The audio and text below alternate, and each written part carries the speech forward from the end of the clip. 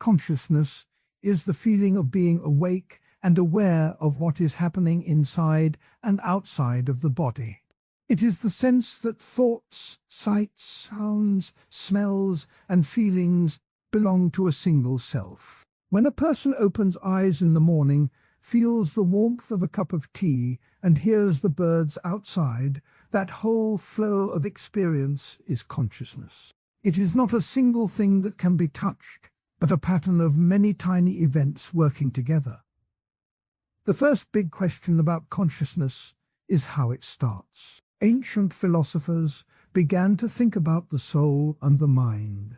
Aristotle, writing in the 4th century BCE, called the soul the first actuality of a natural body.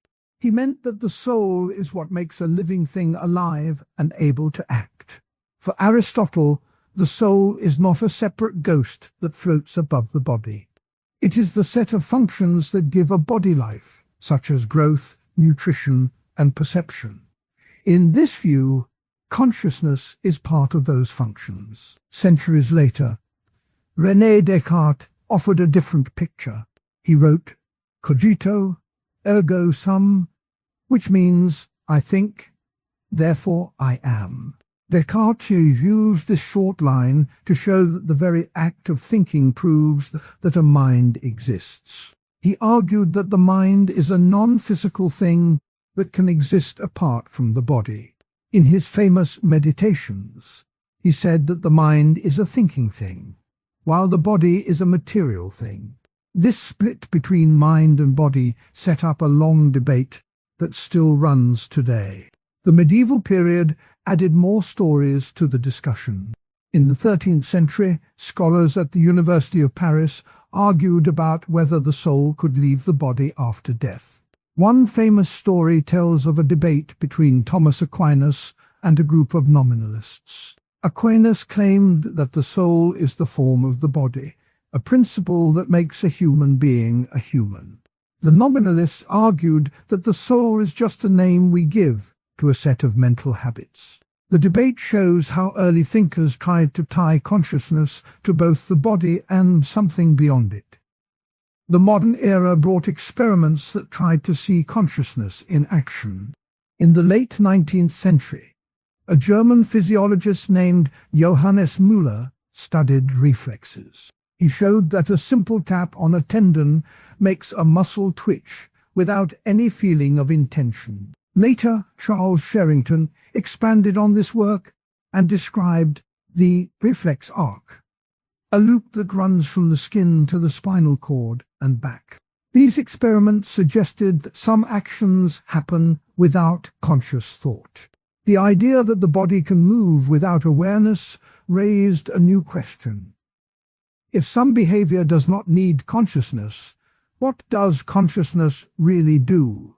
To understand the difference between waking awareness and dreaming, imagine a theatre. In the daytime, the stage is lit, the actors speak clearly, and the audience can see every detail. That is waking consciousness. At night, the lights dim, the stage becomes hazy, and the actors blend into strange scenes. That is dreaming. In a dream, the mind still creates images, sounds, and feelings, but the sense of reality is weaker. The brain still processes information, yet the link to the outside world is broken. Scientists call the waking state phenomenal consciousness because the experience feels vivid and present. Dreaming is a different kind of consciousness, often called non-lucid dreaming, where the mind creates its own world without checking it against real data. Everyday life gives clear examples of consciousness at work. One simple case is the feeling of a hot cup of tea. When a hand touches the cup, heat receptors in the skin send signals to the brain. The brain turns those signals into the feeling of warmth. The person then notices the heat, thinks it is hot, and decides to pull the hand back. That chain of noticing, labeling, and acting is a tiny slice of consciousness. A second everyday case is the sudden flash of a memory. Imagine hearing a song on the radio and instantly recalling a childhood birthday party. The sound triggers a pattern in the brain that matches a stored episode. The mind brings that episode into the present moment, and the person feels a mix of joy and nostalgia. This sudden memory shows how consciousness can pull past experiences into the now. These examples help to see why consciousness matters. In medicine, doctors use the level of consciousness to decide how to treat patients. If a person is unresponsive after an accident, the medical team checks whether the eyes open, whether the person follows commands, and whether they can speak. These checks tell doctors how much of the brain is still working. In technology, engineers study consciousness to build better artificial intelligence. They ask whether a machine that can answer questions or recognize faces is truly conscious, or just following programmed steps. Modern thinkers have tried to give a more detailed picture of consciousness. One popular idea is the integrated information theory, or IIT. The basic claim is that consciousness is the amount of information that is both highly differentiated and highly connected. In plain words, the brain must have many different parts that talk to each other in a balanced way. The more the parts can share information while staying distinct, the richer the conscious experience. A simple analogy is a choir. If each singer sings a different note but listens to the others, the choir creates a complex song. If everyone sings the same note, the song is simple. If each singer is isolated, there is no music. The choir's harmony is like the brain's integrated information. Another modern view is the global workspace theory. It says that many parts of the brain work in parallel, but only some information gets broadcast to the whole system. When a piece of information reaches the global workspace, it becomes conscious, and many other parts can use it. Think of a town's bulletin board. Many people post notes, but only the notes that are placed on the main board are seen by everyone. The rest stay in private folders. The notes on the main board guide the town's actions. In the brain, the global workspace lets the mind focus on one thing while still keeping other processes running in the background. Both theories try to answer the same question: what makes a mental state conscious instead of just a hidden process? They also open the door to new experiments. Researchers now use brain scans to look for patterns of integration or broadcasting. When a person sees a picture, certain brain regions light up together. When the same picture is shown while the person is asleep, the pattern is weaker. This difference supports the idea that consciousness needs a certain level of brain coordination. Even with these modern ideas, there are still simple objections that many people raise. The first objection says that consciousness is nothing more than brain chemistry. It claims that if all the chemicals in the brain were measured, the feeling of being aware would be fully explained. This view is often called physicalism. The argument points to drugs that change mood, perception, or awareness. If a pill can make someone feel happy or cause them to see hallucinations, then the chemicals must be the cause of those experiences. The objection asks, why talk about consciousness at all if it can be reduced to chemicals? A second objection says that consciousness cannot be measured at all. It argues that because consciousness is private and first person, no external tool can capture it. Even the most advanced brain scanner only shows electrical activity, not the feeling itself. The objection often quotes the philosopher Thomas Nagel, who wrote, "What is it like to be a bat?" The point is that we can never know the inner experience of another creature. Therefore, any scientific study of consciousness is bound to miss the core of what it is. Both objections have strong points, but they also have limits. The chemical argument does not explain why certain patterns of chemistry feel like anything at all. The measurement objection does not stop researchers from finding reliable correlations between brain activity and reported experience. In practice, scientists use reports from subjects combined with brain data to build models that predict what a person is likely to feel. While the model may not capture the exact feeling, it can still be useful for diagnosing disorders or improving technology. Real-world applications of consciousness studies show why the field matters beyond philosophy. In sleep medicine, doctors use the difference between waking and dreaming to treat insomnia. They teach patients to notice the sensations of the body, like the feeling of a pillow, and to let go of mental chatter. This practice, called mindfulness, relies on the ability to observe one's own conscious experience without judging it. The technique helps people stay calm and improves mental health. In the legal system, questions about consciousness affect how responsibility is assigned. If a person commits a crime while under the influence of a drug that changes their awareness, the court must decide whether they were conscious enough to understand their actions. The concept of mens rea, or guilty mind, depends on a clear notion of consciousness. Philosophers and lawyers work together to define the level of awareness required for moral blame.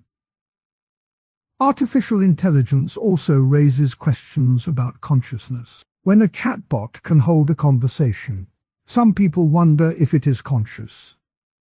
Most researchers say that the machine follows algorithms, not feelings. Yet the debate pushes us to refine what we mean by consciousness. If a future robot could report that it feels pain, the question would become whether that report is genuine or just a programmed response. To bring the ideas together, consider an analogy of a lighthouse. The lighthouse shines a beam that helps ships see the coast. The light itself is simple, but the way it guides ships depends on the environment, the weather, and the ship's own compass. Consciousness is like the light. It makes information visible to the mind. The brain is the ship, moving and turning, using the light to navigate. Without the light, the ship would wander in darkness. Without the ship, the light would have no purpose.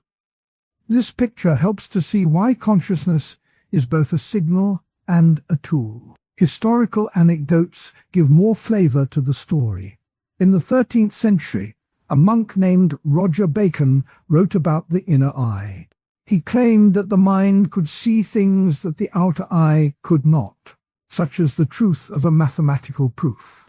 Bacon's inner eye is an early way of talking about mental awareness. Another story comes from the early 1800s, when a physiologist named Luigi Galvani sparked frog legs with electricity. He showed that muscles could move without the animal's will. This experiment suggested that some body actions do not need a conscious decision. Galvani's work sparked a debate about whether the mind controls the body or merely watches it. The debate over souls in medieval Europe also shaped the view of consciousness. In the 14th century, a philosopher named John Duns Scotus argued that the soul is the form of the body. He said that the soul gives the body its shape and life, but it is not a separate ghost. This view tried to keep both the body and the mind together, unlike Descartes, who split them. The medieval discussion shows that thinkers have long tried to balance the idea of a personal inner life with the physical world. In the 19th century, the study of reflexes grew into the field of neurophysiology. Researchers like Hermann von Helmholtz measured how fast signals travel in nerves. They found that a signal can go from the skin to the spinal cord in a fraction of a second. This speed showed that some processes are too fast to involve conscious thought. The discovery of reflexes gave a concrete reason to ask what consciousness adds beyond automatic reactions. Modern interpretations often blend old ideas with new data. Some philosophers adopt a dual-aspect view, saying that every physical process has a mental side, like two sides of the same coin. This view tries to keep the brain and consciousness together without forcing one to become the other. Others favor a panpsychic view, which says that even tiny particles have a tiny form of experience. While these ideas sound exotic, they attempt to answer the hard question of why there is something it feels like to be alive.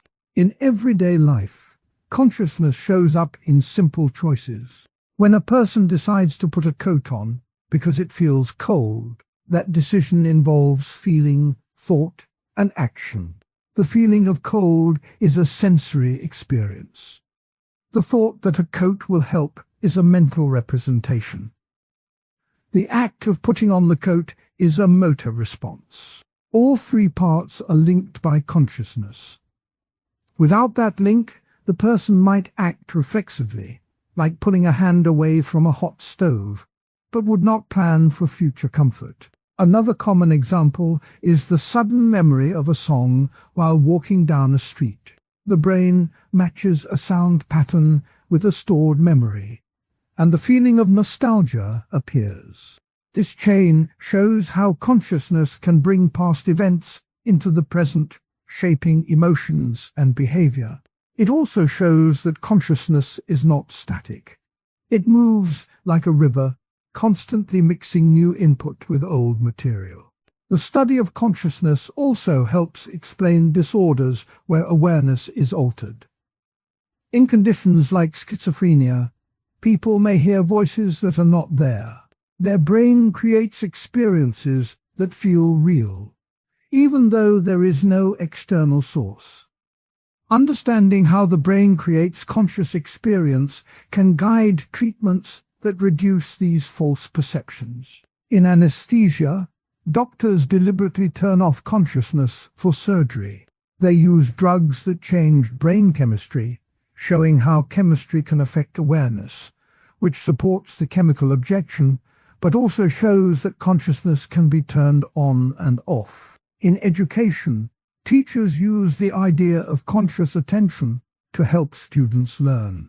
When a student focuses on a math problem, the brain's working memory holds the numbers and steps.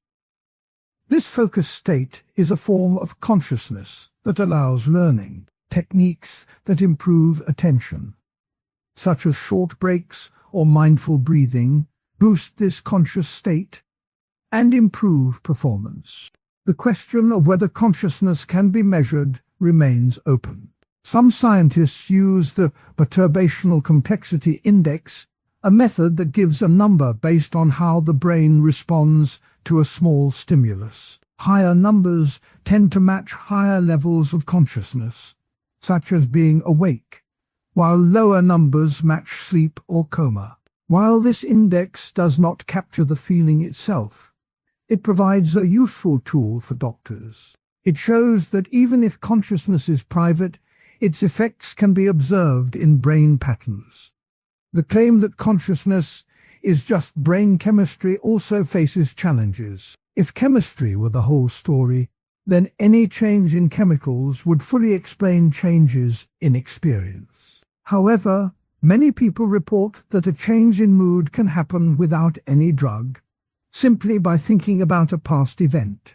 The mental act of recalling a happy memory can lift spirits, even though the chemicals have not yet changed. This suggests that mental processes can influence chemistry, not just the other way around. The relationship appears to be a two-way street.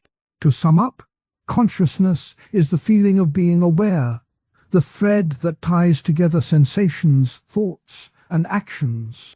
Early thinkers like Aristotle and Descartes set the stage by asking whether the mind is part of the body or a separate thing. Medieval debates about souls and 19th-century experiments on reflexes added more layers. Modern theories like integrated information theory and global workspace theory try to explain how the brain creates that feeling. Everyday examples, such as feeling the heat of a cup of tea or the sudden flash of a memory, show consciousness in action. Counter-arguments remind that chemistry and measurement may not capture the whole picture.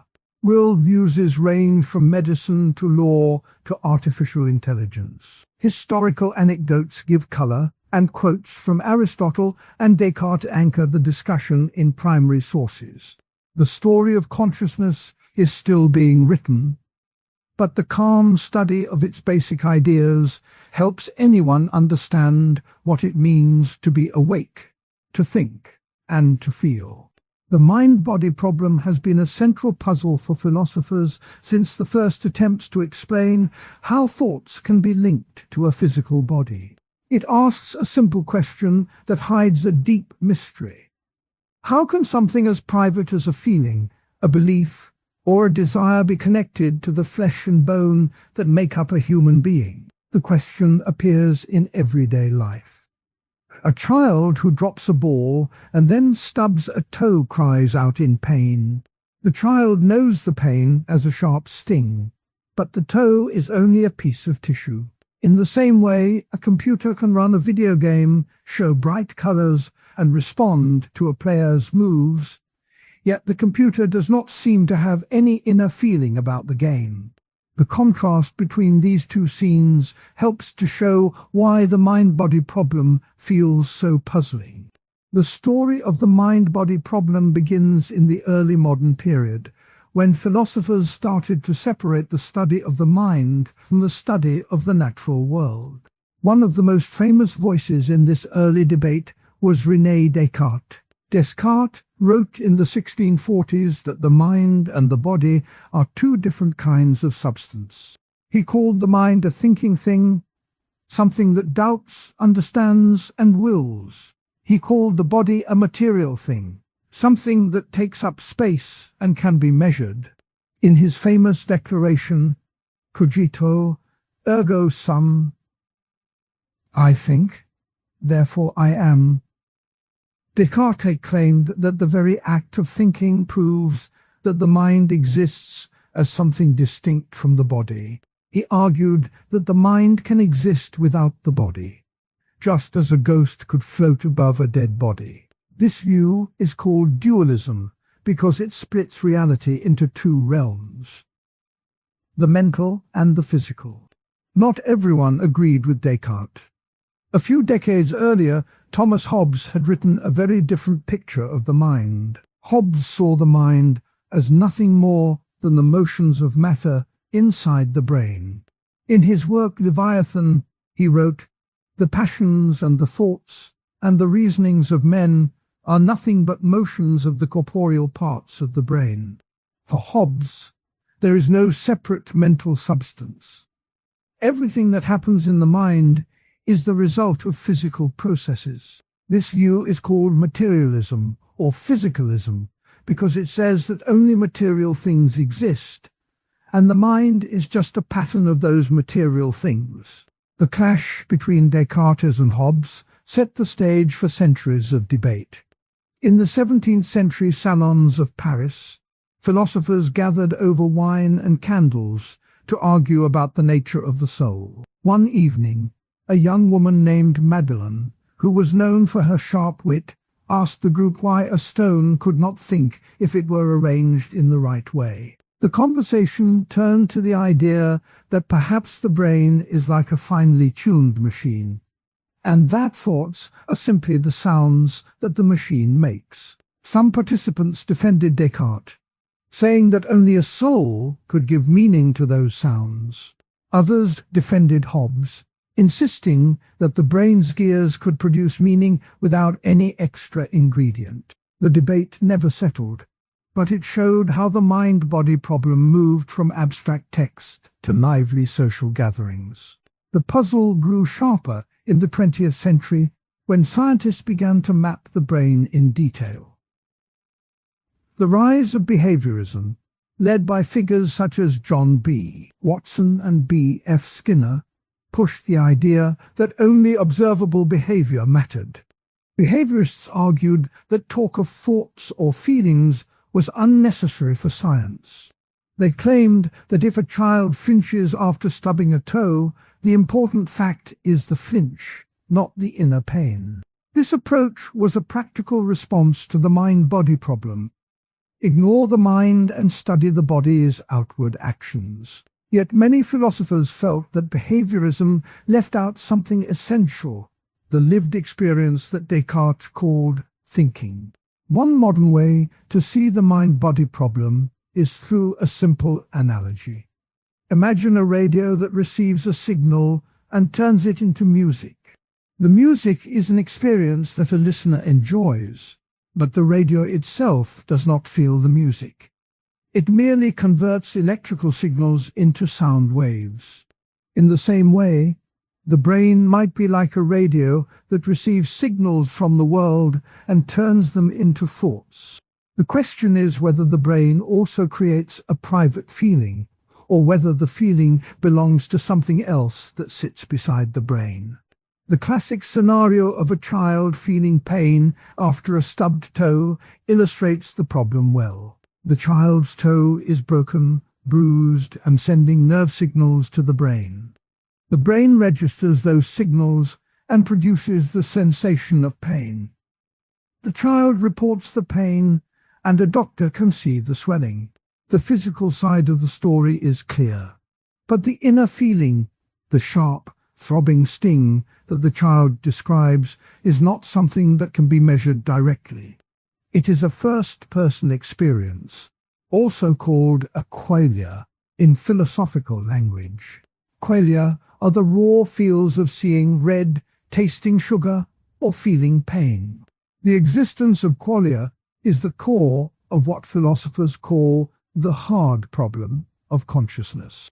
The hard problem asks why and how physical processes give rise to these inner feels.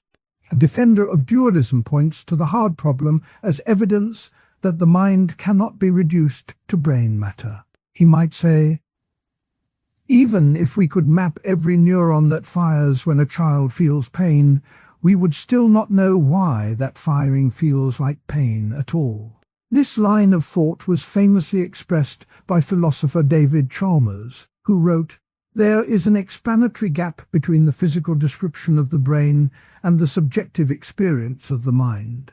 Chalmers argues that any materialist story must fill this gap, and that the gap seems impossible to close with current science. For a dualist, the gap is a sign that a non-physical mind must be present, linking the brain's activity to the feeling of pain. A materialist counter-argument relies on the growing power of brain scan technology. Functional magnetic resonance imaging, fMRI, can show which parts of the brain light up when a person experiences a specific feeling. In experiments, when participants watch a painful image, the same region of the brain that lights up when a real toe is stubbed also becomes active. Researchers can even predict, with decent accuracy, whether a person is feeling pain, fear, or joy just by looking at the scan. This evidence suggests that the mind is tightly bound to the brain's activity. A materialist might quote the neuroscientist Francis Crick, who said, "The brain is a kind of computer, and consciousness is a software program running on it." The idea is that as we learn more about the brain's hardware, the software, the mind will be explained as a pattern of that hardware. The mind-body problem is not just a theoretical puzzle. It has real-world applications. In medicine, the question of how pain works influences how doctors treat chronic pain. If pain is seen as purely a brain pattern, then therapies that change brain activity, such as cognitive behavioral therapy or neurofeedback, become central. If pain is thought to involve a non-physical mind, then approaches that address belief, meaning, and personal narrative may be emphasized. In law, the problem shows up in debates about responsibility. If a person's actions are the result of brain chemistry alone, can they be held fully responsible for a crime? The law often assumes that people have free will, a mental capacity that can make choices separate from brain impulses. The tension between these views shapes policy on mental health, punishment, and rehabilitation. Modern philosophers have tried to bridge the gap between dualism and materialism. Some propose property dualism, the idea that mental properties are special features of physical substances. In this view, the brain is still the only substance, but it has extra qualities, like the feeling of pain, that cannot be reduced to simple physical descriptions. Others suggest panpsychism, the claim that consciousness is a basic feature of all matter, not just brains.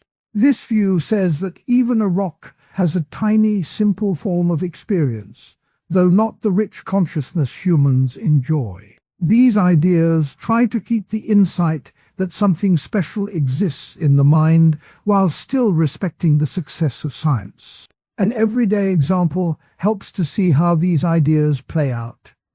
Consider a person playing a video game on a computer. The computer runs code, updates graphics, and reacts to the player's button presses. The player feels excitement when the character wins a level, frustration when it loses a life, and a sense of immersion that makes the virtual world feel real. The computer itself does not feel anything. It merely processes data. The player's brain, however, turns the visual patterns and sound into a vivid inner experience.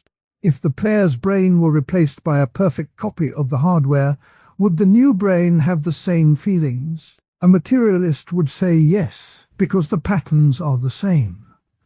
A dualist would ask whether something beyond the hardware, a soul or mind, is needed for the feeling. Another relatable scenario involves a child learning to ride a bicycle. The child's muscles, bones, and nerves coordinate to keep balance. The child also feels fear of falling, joy of moving forward, and a sense of confidence as skill improves. The physical side can be measured with motion sensors, but the inner feelings cannot. The child's mind seems to guide the body, yet the body also shapes the mind by providing feedback. This back and forth shows how tightly the mental and physical are woven together, even if they might belong to different realms. Historical anecdotes give depth to the debate. In the Paris salons of the 1660s, a heated argument erupted between a group of Cartesian philosophers and a young mathematician named Antoine Arnauld. Arnauld, a skilled logician, challenged Descartes by asking how the mind could move the body if the two substances were entirely separate. Descartes replied that the pineal gland, a small organ in the brain, served as the meeting point. The audience laughed, but the question remained. How could a non-material mind push on a material gland? The story shows that even the greatest thinkers struggle to explain the link. A later anecdote comes from the early 20th century, when behaviorism was gaining ground. In 1913, John B. Watson gave a public demonstration in which he showed a child reacting to a loud noise. Watson claimed that the child's fear was a learned response, not a sign of an inner mind. He famously declared, "Give me a dozen healthy infants, well-fed, well-schooled, and I'll guarantee to turn them into any type of specialist I might select." The claim was bold, but it ignored the child's inner experience of fear. Critics argued that Watson's view reduced rich mental life to simple stimulus-response patterns, and that the mind could not be ignored without losing something essential. Quotes from primary sources bring the voices of the past into the present. Descartes wrote in his Meditations, "I am a thinking thing. I am not a body." Hobbes in Leviathan asserted The mind is but the motion and rest of the brain. Chalmers, in his 1995 paper, noted, "The problem of consciousness is the problem of explaining why physical processes are accompanied by experience." These short sentences capture the core of each position in a way that is easy to remember. The debate continues in modern neuroscience labs. Researchers who study the neural correlates of consciousness look for patterns that always appear when a person reports a particular experience. When a subject sees a red apple, a certain area of the visual cortex lights up. When the same subject reports feeling pain, a different area, the anterior cingulate cortex, becomes active. Some scientists argue that these patterns are the whole story. The mind is just the sum of these activations. Others point out that the patterns do not explain why the activation feels like something. They argue that the pattern is a map, but the feeling is the terrain that the map represents. Real-world technology also raises new questions. In artificial intelligence, machines can now play chess, write poetry, and answer questions. A chatbot can simulate a conversation that feels natural. Yet most people do not think the chatbot is truly aware. The machine processes symbols, but there is no inner feeling attached to those symbols. This situation mirrors the mind-body problem. The hardware runs software that produces behavior, but does it also produce a mind? If a future AI were built with a brain-like architecture, would it have a mind? The question forces a re-examination of the old dualist-materialist split. Modern philosophers have tried to give a fresh take on the problem.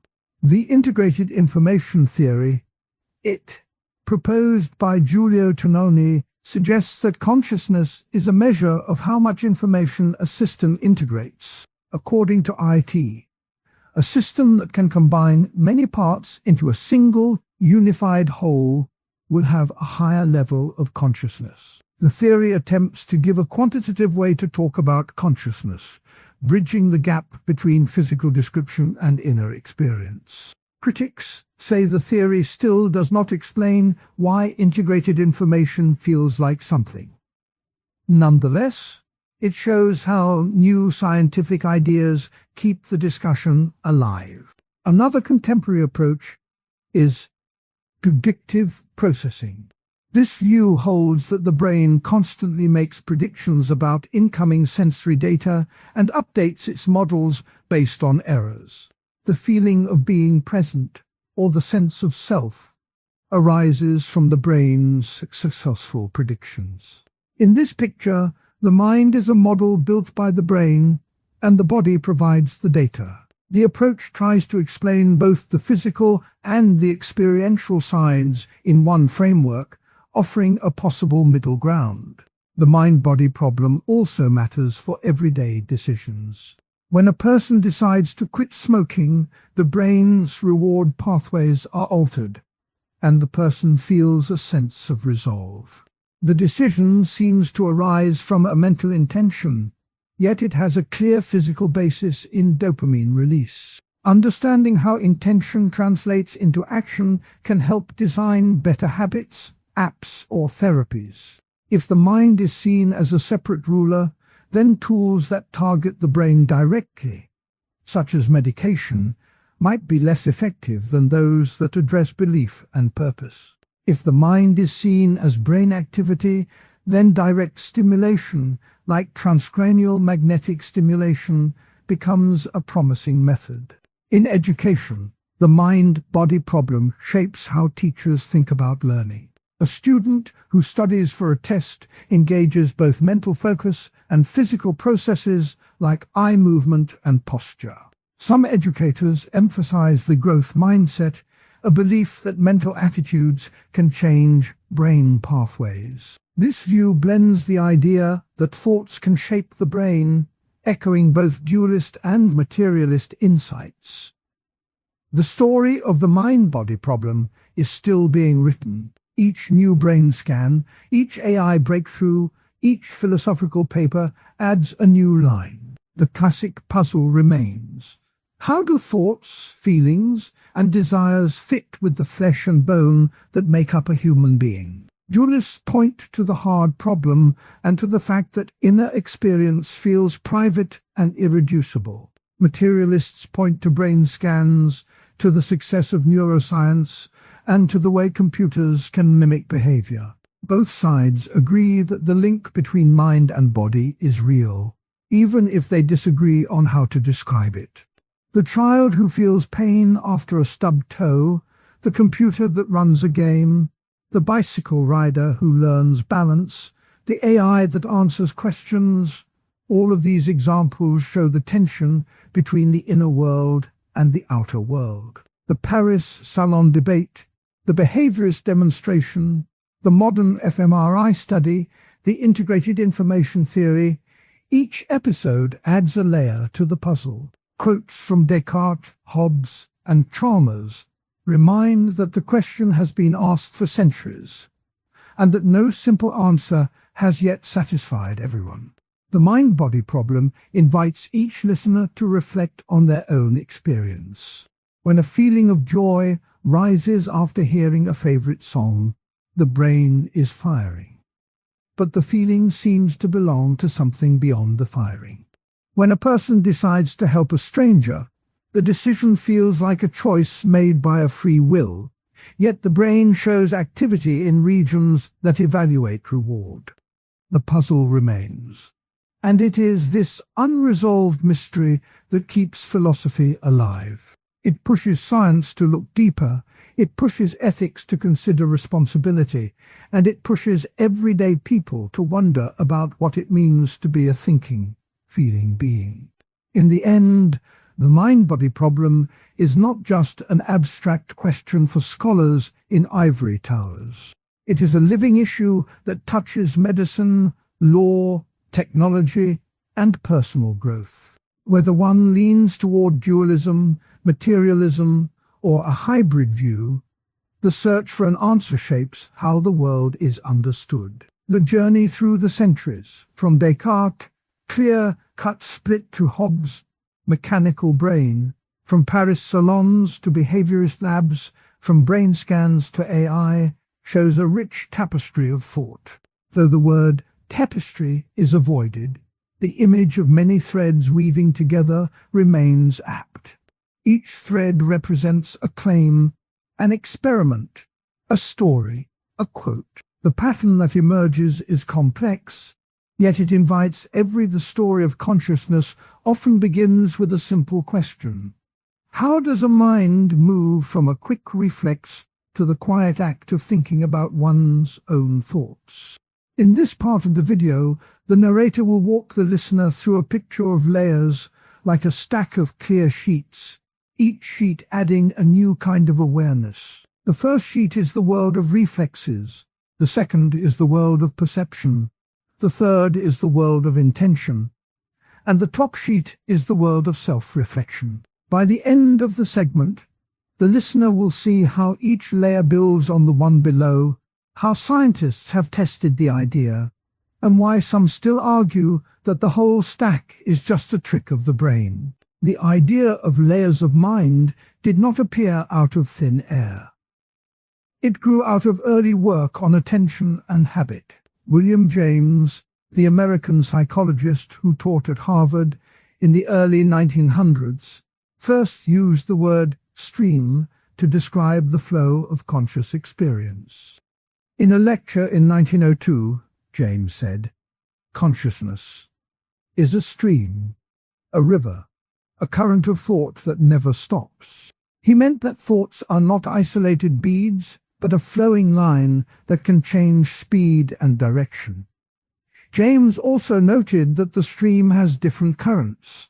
He wrote that some currents are pure sensation, while others are the will to act. This early picture already hints at layers: raw feeling, then the choice to move, then the awareness of that choice. Later, the picture became sharper. In the 1960s, neurologists began to split the brain of patients with epilepsy. They cut the bundle of nerve fibers called the corpus callosum, which connects the left and right halves. The surgeons hoped to stop seizures, but they also opened a window into how the two halves work. Roger Sperry, the lead researcher, found that the left side could name objects while the right side could draw them, yet the two sides could not talk to each other. Michael Gazzaniga, who later studied the same patients, called the left side the interpreter. He wrote, "The left hemisphere creates a story that makes sense of what the brain does. The split brain work showed that different parts of the brain can run their own small streams of activity, sometimes without the other side knowing. It also suggested that the mind can have multiple layers that work together or apart. Modern cognitive scientists have taken the layer picture and added new tools.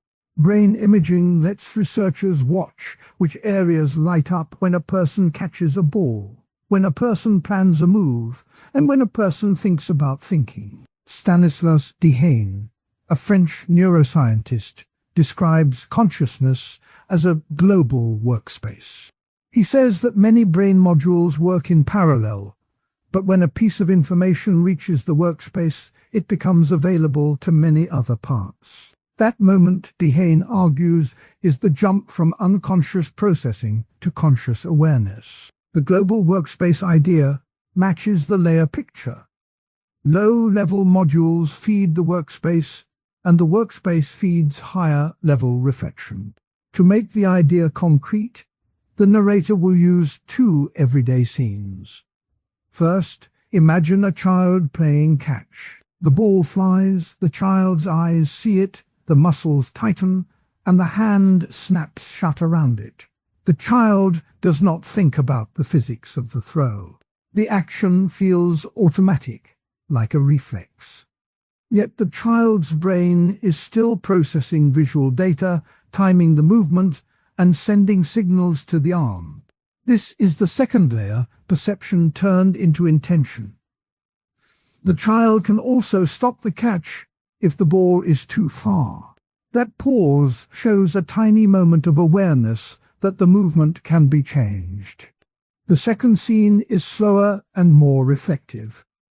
A teenager sits at a desk and writes in a journal. The hand moves across the page, but the mind is not just forming sentences.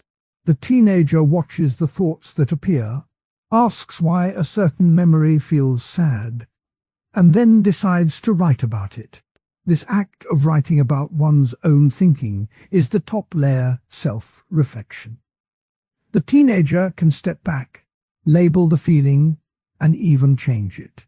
The journal entry becomes a mirror for the mind. Both scenes show how the layers work together. The catch starts with raw sensation, moves to a decision, and ends with a motor act. The journal starts with language, moves to a decision to write, and ends with a comment on the decision itself. In each case, the higher layer can influence the lower one. A player can decide to fake a catch, changing the reflex. A writer can decide to stop writing, changing the motor pattern. The layer picture also helps explain why people can be in the zone. When a skilled pianist plays a familiar piece, the lower layers handle finger movements while the mind stays quiet. The higher layer is not busy labeling each note. The pianist's attention stays on the music shape, not on each press of a key. This shows that the brain can let lower layers run without interference, and that the higher layer can step in when needed. Not everyone agrees that the layers are real parts of mind.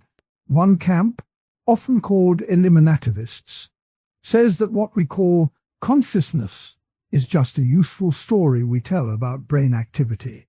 They argue that each layer is just a brain trick, a way of grouping many neural events into a tidy label.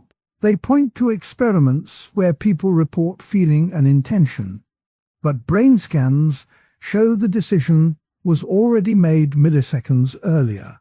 The argument is that the feeling of deciding is an after-the-fact story, not a real layer. As philosopher Paul Churchland writes, our folk psychology is a set of myths that will be replaced by neuroscience. From this view, the stack of layers collapses into a single cascade of brain firing. A second camp pushes back. They say that self-reflection is not just another brain trick, but a genuine leap. They point to cases where people change their values after thinking about their own thoughts. They argue that the ability to think about thinking creates a new kind of agency. Philosopher Thomas Metzinger writes, "When the mind can model itself, it gains a new level of control." This view holds that the top layer adds something that the lower layers cannot produce, the capacity to be a subject of one's own story. The self-reflection layer can ask, "Why do I feel angry?" and then choose to act differently. That choice, they say, cannot be reduced to a simple brain pattern. Both counter-arguments have strong points. The eliminativist view reminds us that brain activity often precedes feeling, and that language can shape how we report experience. The emergentist view reminds us that people can change their habits after reflecting, and that societies build laws based on the idea of personal responsibility. The tension between the two helps keep the discussion lively. Real-world applications of the layer picture appear in many fields. In sports coaching, trainers teach athletes to move from conscious control to automatic flow. They first ask the athlete to focus on each step, then to trust the body to act without thinking. The shift mirrors moving from the second layer to the first. In mental health, therapists use mindfulness to help patients notice their thoughts without getting caught in them. The practice asks people to step into the self-reflection layer, observe a thought, and then let it pass. By learning to see thoughts as objects, patients can reduce anxiety. Both examples show how moving between layers can improve performance and well-being. Technology also borrows the idea. Artificial intelligence researchers build systems with multiple processing stages. A vision system first detects edges, then recognizes objects, then decides what to do. Some researchers add a metacognitive module that monitors the system's own confidence, similar to a self-reflection layer.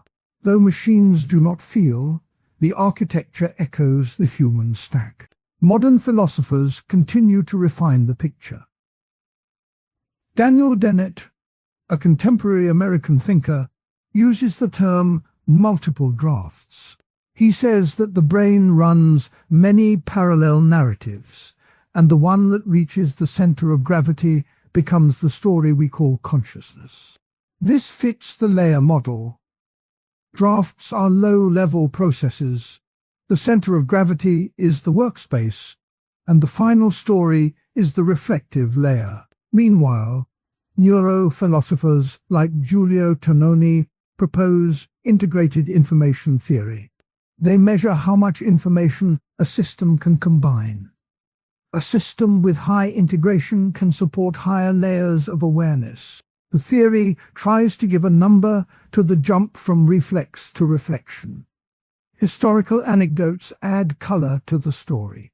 When William James first gave his famous lecture on the principles of psychology, the hall was packed with students who expected a dry talk about experiments. Instead, James spoke in a lively voice, using everyday examples like a child's sudden gasp at a firefly. He told the audience that the mind is not a static thing, but a flowing river.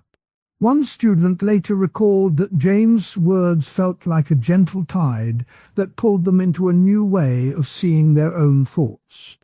This memory shows how the early layer idea captured imaginations. Another anecdote comes from the split brain labs.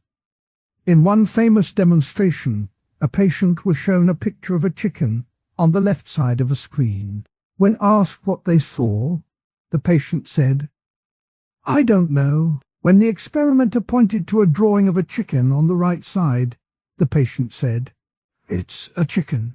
The left brain could name the object, but the right brain could only draw it.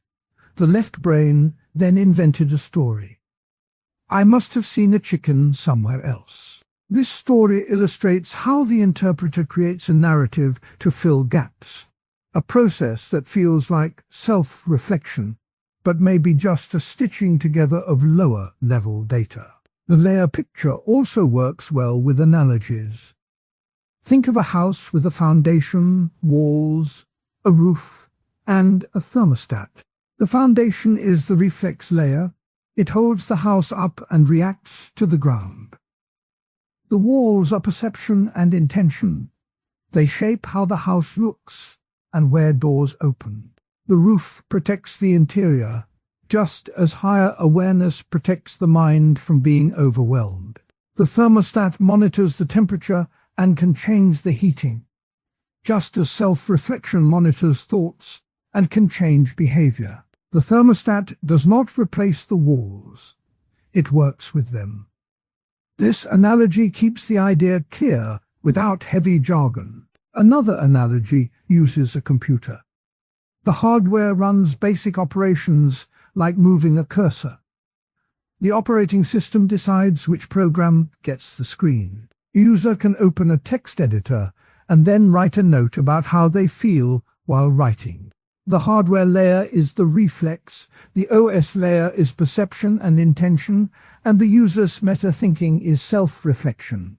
When a bug occurs, the user can look at the code and fix it, showing how higher layers can influence lower ones. The computer story helps listeners see the layers in a familiar setting. The layer model also explains why some animals seem to have only the lower layers. A dog can feel a touch, run toward a ball, and even learn tricks. It can also show signs of empathy, but it does not write journals. Most scientists think dogs have perception and intention layers, but lack a robust self-reflection layer. The difference is not a sharp line, but a matter of degree. Some birds, like crows, can use tools and plan for the future, suggesting they have a richer middle layer. Humans, with language and culture, push into the top layer where thoughts can be turned into stories about thoughts. Critics who claim all layers are brain tricks point to experiments with blind sight. In these cases, patients who are blind in part of their visual field can still point to objects they cannot see. Their brain processes the visual information without the patient's awareness. The argument is that the brain can do complex work without any feeling of consciousness. So the layers are just labels we put on invisible processes. The counterexample is that when the same patients are asked to describe what they saw, they often produce vague or confabulated stories. This shows that the brain can generate a narrative even when the lower layers did not reach awareness. The narrative itself becomes a layer that may not match reality, but it still influences behavior. On the other side, supporters of the unique leap viewpoint to the mirror test. Some animals, like chimpanzees, can recognize themselves in a mirror, indicating a sense of self. Humans pass this test early in childhood, but they also go beyond it by labeling their own mental states. A child can say, "I am sad because I missed the bus," and then think about why they are sad. This double step, labeling a feeling and then thinking about the label, is what the emergentist camp calls a genuine leap. It adds a new kind of content that cannot be reduced to raw sensory data. The layer picture also helps explain why meditation feels different from ordinary thinking. In meditation, practitioners often try to quiet the reflex and perception layers, focusing instead on the breath and the sense of watching. Over time, they report a feeling of spaciousness, as if the self-reflection layer has expanded. Studies show that long-term meditators have different brain connectivity patterns. especially between the default mode network, associated with mind wandering, and attention networks. The change suggests that training can reshape the layers, making the top layer more accessible and the lower layers less intrusive. In education, teachers use the idea of scaffolding to move students through layers. First, they give a simple task that can be done by reflex, like tracing a shape. Then they ask students to plan a solution, adding intention. Finally, they ask students to reflect on how they solved the problem, adding self-reflection. The process mirrors the layer model and shows its practical value. The modern view also includes the idea that layers can be partially independent. Some neurological conditions, such as akinetic mutism, can block the ability to act while leaving perception intact. Conversely, disorders like depersonalization can disrupt self-reflection while leaving reflexes and perception normal. These clinical cases support the notion that each layer has its own neural basis, even if they interact. The story of consciousness as layers is not a final answer. It is a map that helps travelers see where they are and where they might go. It grew from James' river metaphor, from split brain experiments, from modern brain scans, and from everyday moments like catching a ball or writing a diary. It faces challenges from those who see the map as a fiction and from those who see the top of the map as a new land. The tension keeps the field alive. In closing, the narrator invites the listener to notice the layers in daily life. When the hand catches a ball without thought, notice the hidden perception and intention behind the smooth motion. When a journal entry appears, notice the step where the mind looks at its own thoughts. By paying attention to these layers, the listener can better understand how the mind works and perhaps learn to move more freely between automatic flow and thoughtful pause. The journey from reflex to self-reflection is a long one, but each step adds depth to the river of consciousness. The story of qualia begins with a simple question. What does it feel like to see a red apple, to hear a favorite song, or to smell fresh bread coming out of an oven? The word qualia, plural of qual, means the private, inner feel of an experience. It is the part of consciousness that cannot be measured with a ruler or a scanner. It is the what it is like of a mental state. The phrase was first used by philosophers in the early 20th century, but the idea can be found in the writings of the ancient Greeks, who talked about the soul's inner light. The modern discussion of qualia took shape in the 1970s. At that time, philosophers and scientists began to argue about whether the color red is just a pattern of light waves, or whether there is something extra that only the person who sees it can know.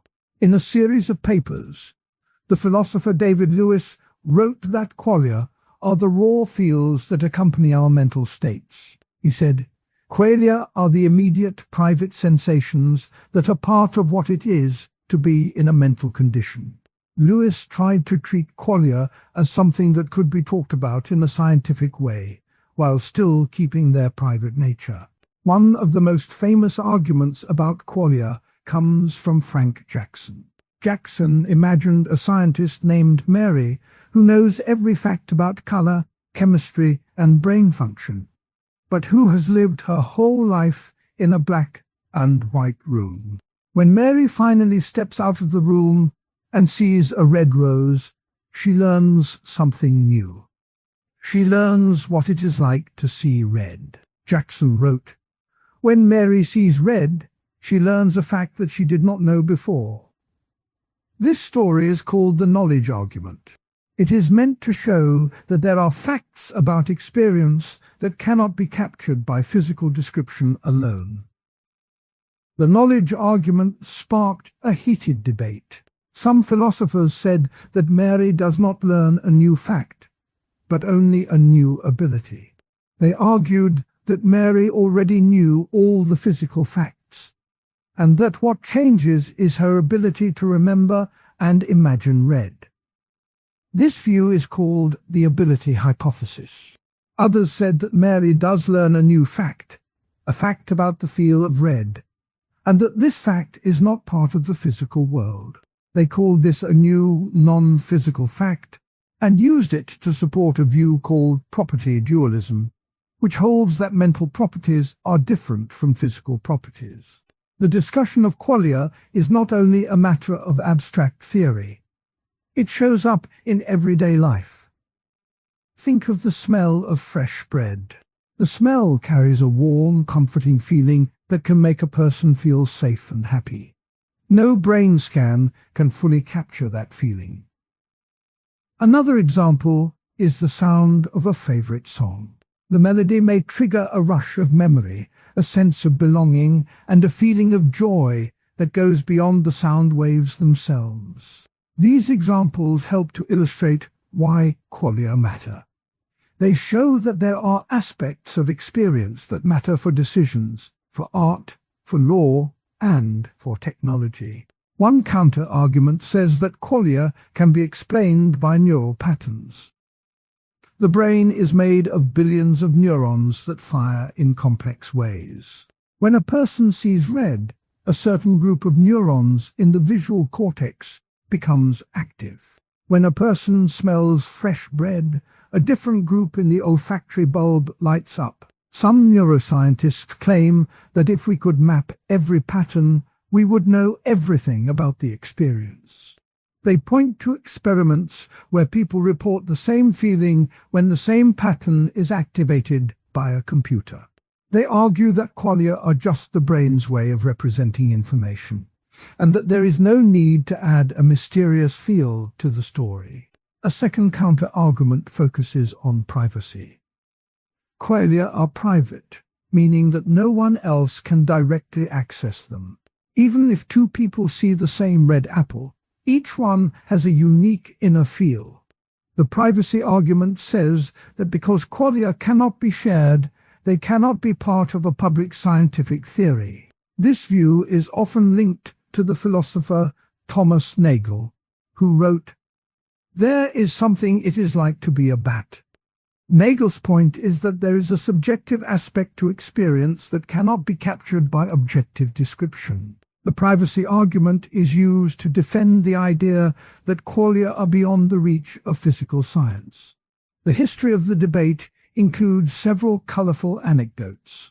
In the early 1970s, a group of philosophers met at a conference in Cambridge to argue about color perception.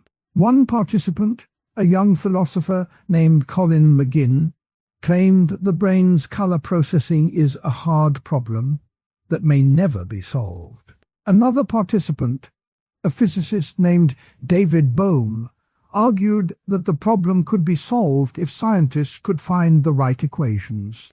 The debate lasted for days, and the participants kept a notebook of jokes about seeing red and feeling blue. The anecdote shows how the discussion of qualia can be both serious and light-hearted.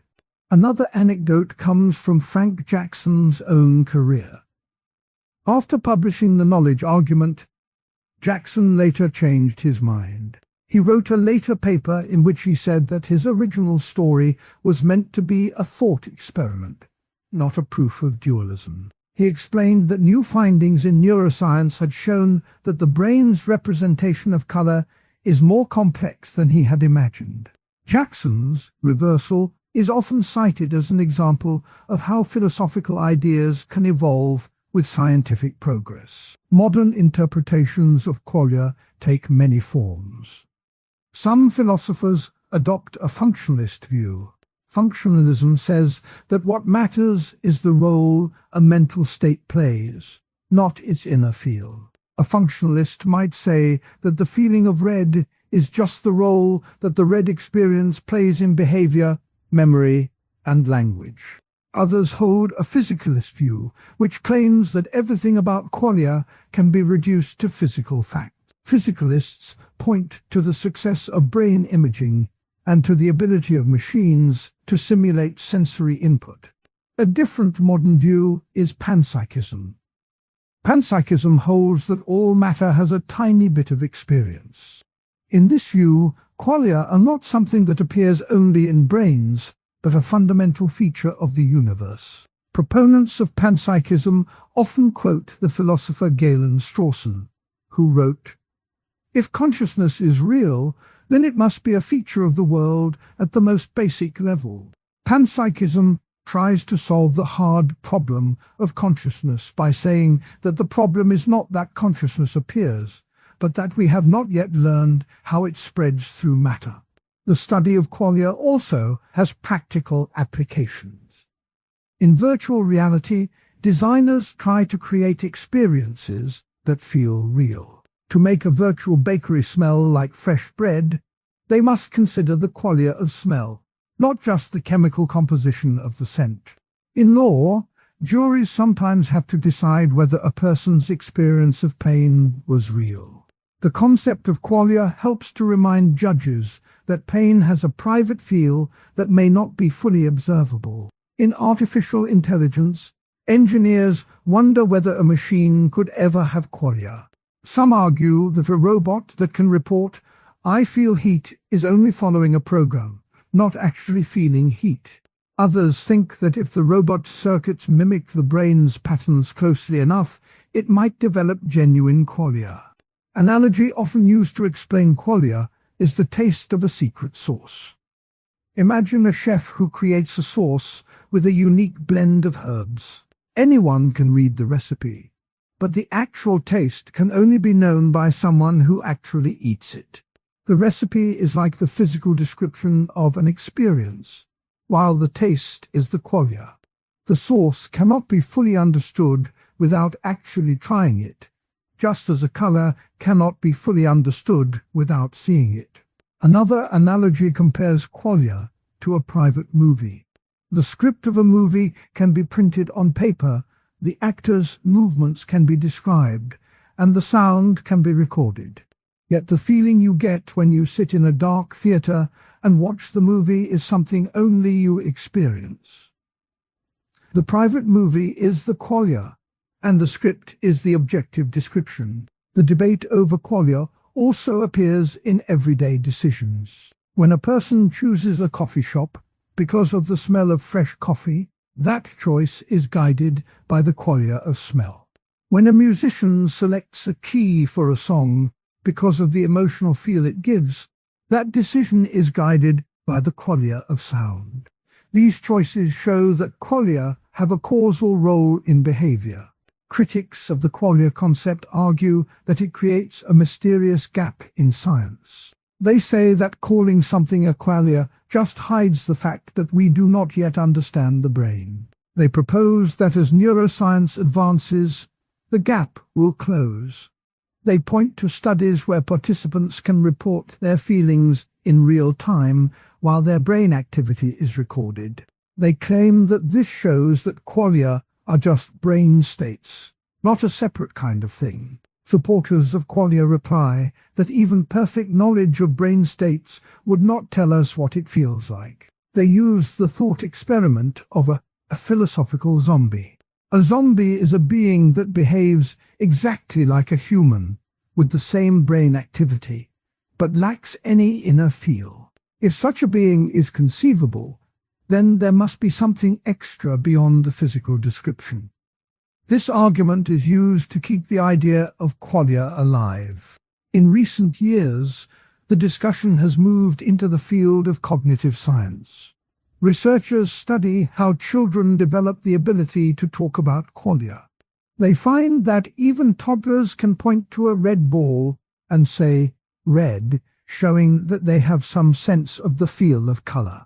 This suggests that qualia may be linked to language and concepts. Another line of research looks at synesthesia, where people experience a blend of senses, such as seeing colors when they hear music. Synesthetes report that the experience feels real and vivid. Their reports provide data that qualia can differ from person to person, and that the brain can link qualia in unusual ways. The conversation about qualia also reaches into ethics. Some ethicists argue that the capacity to feel qualia is what gives a being moral worth. If an animal can feel pain, then it has qualia of pain, and we have a duty to treat it well. This view is used to argue for animal rights. Others argue that moral worth does not depend on qualia, but on rationality or social contracts. Modern philosophers continue to write about qualia. David Chalmers, a contemporary thinker, calls the problem of qualia the hard problem of consciousness. He writes, explaining why and how physical processes give rise to subjective experience is the hardest problem we face. Chalmers suggests that new fundamental principles may be needed, perhaps similar to how quantum theory added new ideas to physics. Some researchers propose a dual-aspect theory. This theory says that every physical process has both a physical aspect and a mental aspect. The mental aspect is the qualia. In this view, qualia are not extra things, but another side of the same process. This approach tries to bridge the gap between physicalism and dualism. The study of qualia also appears in popular culture. In the movie The Matrix, characters experience a simulated world that feels real. The film raises the question of whether a simulated experience can have qualia. If a computer can generate a feeling that is indistinguishable from a real one, does that mean the computer has qualia? The film invites viewers to think about the nature of experience. In literature, the poet William Blake wrote about the feeling of a rose. Blake's lines suggest that the feeling of a rose is more than its color or scent. It is a deep inner sense. Such poetic expressions capture the same idea that philosophers try to put into words. The concept of qualia also matters for education. Teachers who understand that students have private feelings about learning can design lessons that respect those feelings. For example, a student who feels anxiety when hearing a loud bell may need a quieter environment. Recognizing qualia can improve teaching methods. In technology, developers of voice assistants try to make the voice sound warm and friendly. They aim to create a qualia of comfort for users. While the assistant does not truly feel, the design tries to evoke a feeling in the listener. This shows that designers can think about qualia even when building non-conscious machines. The discussion of qualia continues to evolve. Some scientists explore quantum consciousness, hoping that quantum processes could explain the sudden jump from physical to experiential. Others focus on embodied cognition, arguing that the body's movements shape qualia. The field remains open and lively. To sum up, qualia are the personal feel of experience. They appear in the smell of fresh bread, the sound of a favorite song, the sight of a red apple, and many other moments. Philosophers like Frank Jackson and David Lewis have argued about whether qualia are extra facts, brain patterns, or private sensations that cannot be shared. Counter-arguments claim that neural patterns can explain qualia, or that their privacy makes them beyond scientific reach. Historical anecdotes, such as Jackson's knowledge argument and the 1970s color perception debates, illustrate how the idea has been tested over time. Modern interpretations range from functionalism to panpsychism, and real-world applications touch on virtual reality, law, AI, ethics, and education. Analogies like a secret source or a private movie help to make the idea clear. Quotes from primary sources, like Jackson's claim that Mary learns what it is like to see red, and Lewis's description of qualia as raw feels, keep the discussion grounded in the original thinkers. The conversation about qualia shows that the feel of experience is a central part of what makes life rich, and that understanding it remains one of the biggest challenges for philosophy and science alike. The question of whether non-human animals and machines can be conscious has been asked for centuries. It sits at the crossroads of philosophy, science, and everyday life. In this part of the discussion, the ideas are traced from their early roots to modern debates. The focus stays on clear language, on real examples, and on the voices of the thinkers who shaped the field. The tone stays calm, as if a gentle guide is walking the listener through a quiet garden of thought. The story begins in the 17th century with René Descartes. He wrote that animals are automata, machines that move without feeling. In his view, only humans have a soul that can think and feel. This view held sway for a long time. It helped people to treat animals as tools rather than as beings with inner lives. The idea was simple. A clock ticks, a dog barks, but only a human can truly experience. A different line of thought grew in the 19th century. In the 1820s, a group of English reformers began to speak out against cruelty to animals. They formed the Society for the Prevention of Cruelty to Animals in 1824. One of the early leaders, William Johnstone, wrote in a pamphlet that the pain of a horse is as real as the pain of a man. This was more than a moral appeal. It was an early claim that animals have conscious experiences that matter. The movement spread. By the 1860s, the first animal welfare laws were passed in Britain. The law recognized that animals could suffer. The historical anecdote shows how a social push can change the way a society thinks about consciousness. Peter Singer entered the scene in the late 20th century with a fresh argument. In his 1975 book, Animal Liberation, he wrote, "The interests of all beings count equally." Singer's claim was that if a being can feel pain, its interests matter. He argued that consciousness is not a property limited to humans. The argument rests on a simple idea. If a dog wags its tail when it is happy, that wagging is a sign of a feeling. The tail movement is not just a reflex. It is linked to an inner state. Singer used this everyday picture to make a point that many could see in their own lives. At the same time, Alan Turing was asking a very different question. In a 1950 paper, he proposed the imitation game, now called the Turing test. He wrote, "I propose to consider the question, can machines think?" He suggested that if a machine could hold a conversation that a human could not tell apart from a human, then we might say the machine is thinking. The test was first tried in a small experiment at the University of Manchester in 1952. A computer answered questions while a human typed the responses. Judges tried to guess which was which. The anecdote shows how a simple game can become a powerful tool for thinking about machine consciousness. The modern debate has two main strands. One strand looks at animals. The other looks at machines. Both ask, what does it mean to be conscious? And how can one tell if another being has that quality? First, the animal side. The argument that animal behavior shows consciousness often starts with observable signs. A dog wags its tail when it is happy. A dog whines when it is in pain. A dolphin helps an injured companion. These actions are not just mechanical. They seem to be driven by feelings.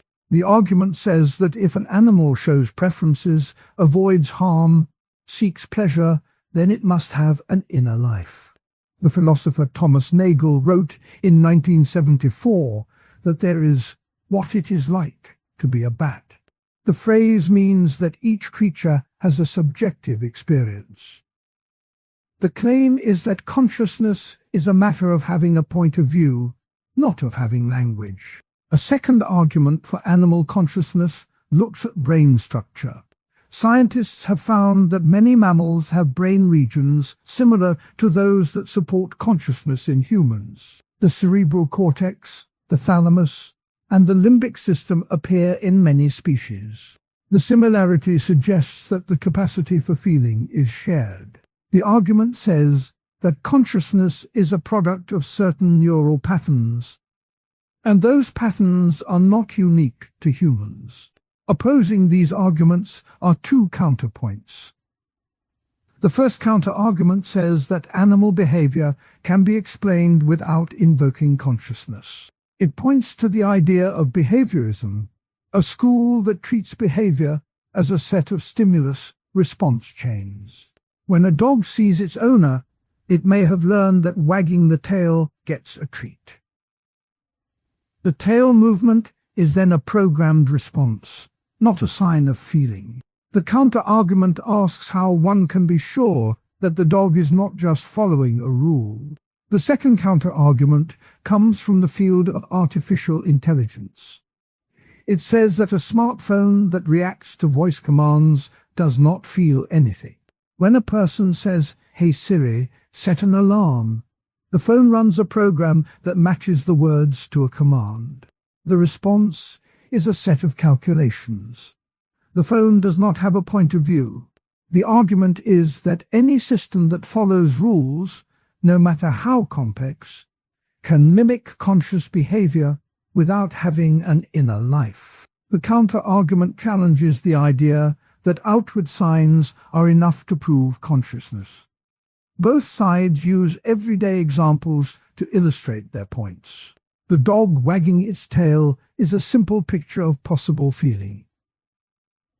The smartphone responding to a voice command is a clear picture of programmed response. The contrast helps the listener see why the question is hard. Real-world applications of the debate are already shaping policy and technology. In many countries, laws now require that animals used in research be given pain relief. The law rests on the belief that animals can feel pain. In the tech world, companies that build voice assistants are adding ethical guidelines that say the assistants should not be designed to deceive users into thinking they have feelings. The guidelines reflect the caution that machines are not conscious, even if they act like they are. Modern interpretations bring new tools to the discussion. Integrated information theory, TIT, suggests that consciousness is a matter of how much information a system can integrate. According to IoT, a system that can combine many pieces of information into a single experience is conscious. The theory can be applied to both brains and computers. Some researchers claim that a sufficiently complex AI could reach the level of integration needed for consciousness. Others argue that integration alone does not guarantee a subjective point of view. Another modern view comes from the higher-order thought, HOT theory.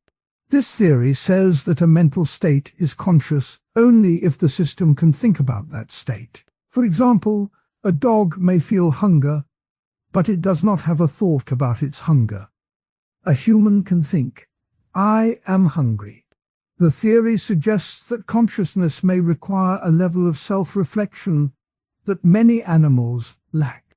The theory also raises the question of whether a machine could be built that has higher-order thoughts about its own processes. Analogies help to make these ideas clearer. One common analogy compares consciousness to a light turning on in a dark room. When the light is off, the room is dark and nothing can be seen. When the light turns on, the room becomes visible. In the same way, a brain that is not conscious is like a dark room. A brain that is conscious is like a lit room. The analogy is simple, but it also shows the limits. A light bulb can be switched on without any feeling. The analogy does not prove that consciousness is just a switch. A second analogy uses a computer program that plays chess. The program evaluates many possible moves, chooses the best one, and then makes a move. To an observer, The program seems to think about the game. Yet the program follows a set of rules and has no inner experience of the game. The analogy points out that complex computation does not automatically mean consciousness. Historical anecdotes add depth to the story. The first anecdote, from the 19th century animal rights movement, shows how a social push can change the view of consciousness. In 1859, a British lawyer named Henry Stevens wrote a pamphlet titled The Moral Status of Animals. He argued that the pain felt by a horse pulling a carriage was real, and that owners had a duty to treat the horse kindly. The pamphlet sparked public debate, leading to the first animal cruelty law in the United Kingdom. The story illustrates how the idea that animals feel can move from philosophy to law. The second anecdote, from the 1950s Turing test launch, shows how a simple experiment can shape a whole field. In 1952, a group of engineers at the University of Manchester built a program called Christopher. The program could answer questions about weather and sports. Judges talked to both a human and the program through a teleprinter. Some judges thought the program was human. The experiment was reported in a newspaper as "Can a Machine Fool a Man?" The story shows how the question of machine consciousness moved from theory to a public spectacle. Quotes from primary sources give the listeners a direct voice from the thinkers. Peter Singer wrote, "If a being suffers, there can be no moral justification for treating it as if it does not." The quote ties the idea of suffering to moral duty. Alan Turing wrote, "Machines can be made to appear intelligent, but this does not settle the question of whether they actually think." The quote reminds the audience that appearance and reality may differ. The discussion now turns to how the arguments play out in everyday life. Imagine a child watching a dog fetch a ball. The child sees the dog's excitement, hears the wagging tail, and feels a bond. The child assumes the dog enjoys the game. That assumption is based on the belief that the dog is conscious. In a different scene, a teenager asks a smartphone, "What's the weather?"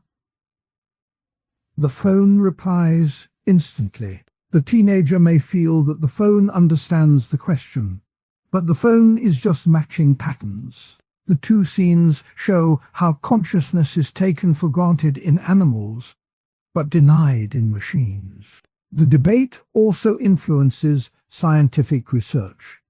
Studies on animal cognition use tasks like the mirror test. In the test, an animal sees its reflection and must recognize that the reflection is itself. Some great apes, dolphins, and elephants have passed the test. Passing suggests a level of self-awareness, a key component of consciousness. Critics argue that passing the test does not prove a full inner life.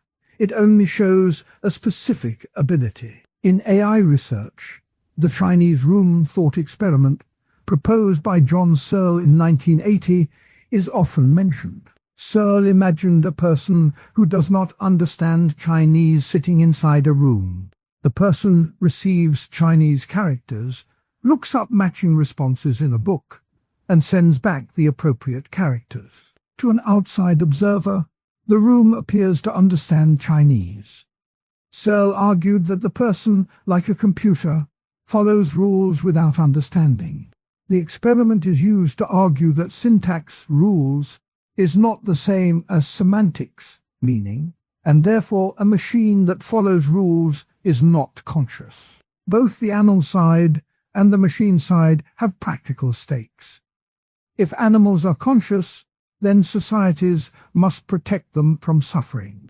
This leads to regulations on farming, testing, and entertainment.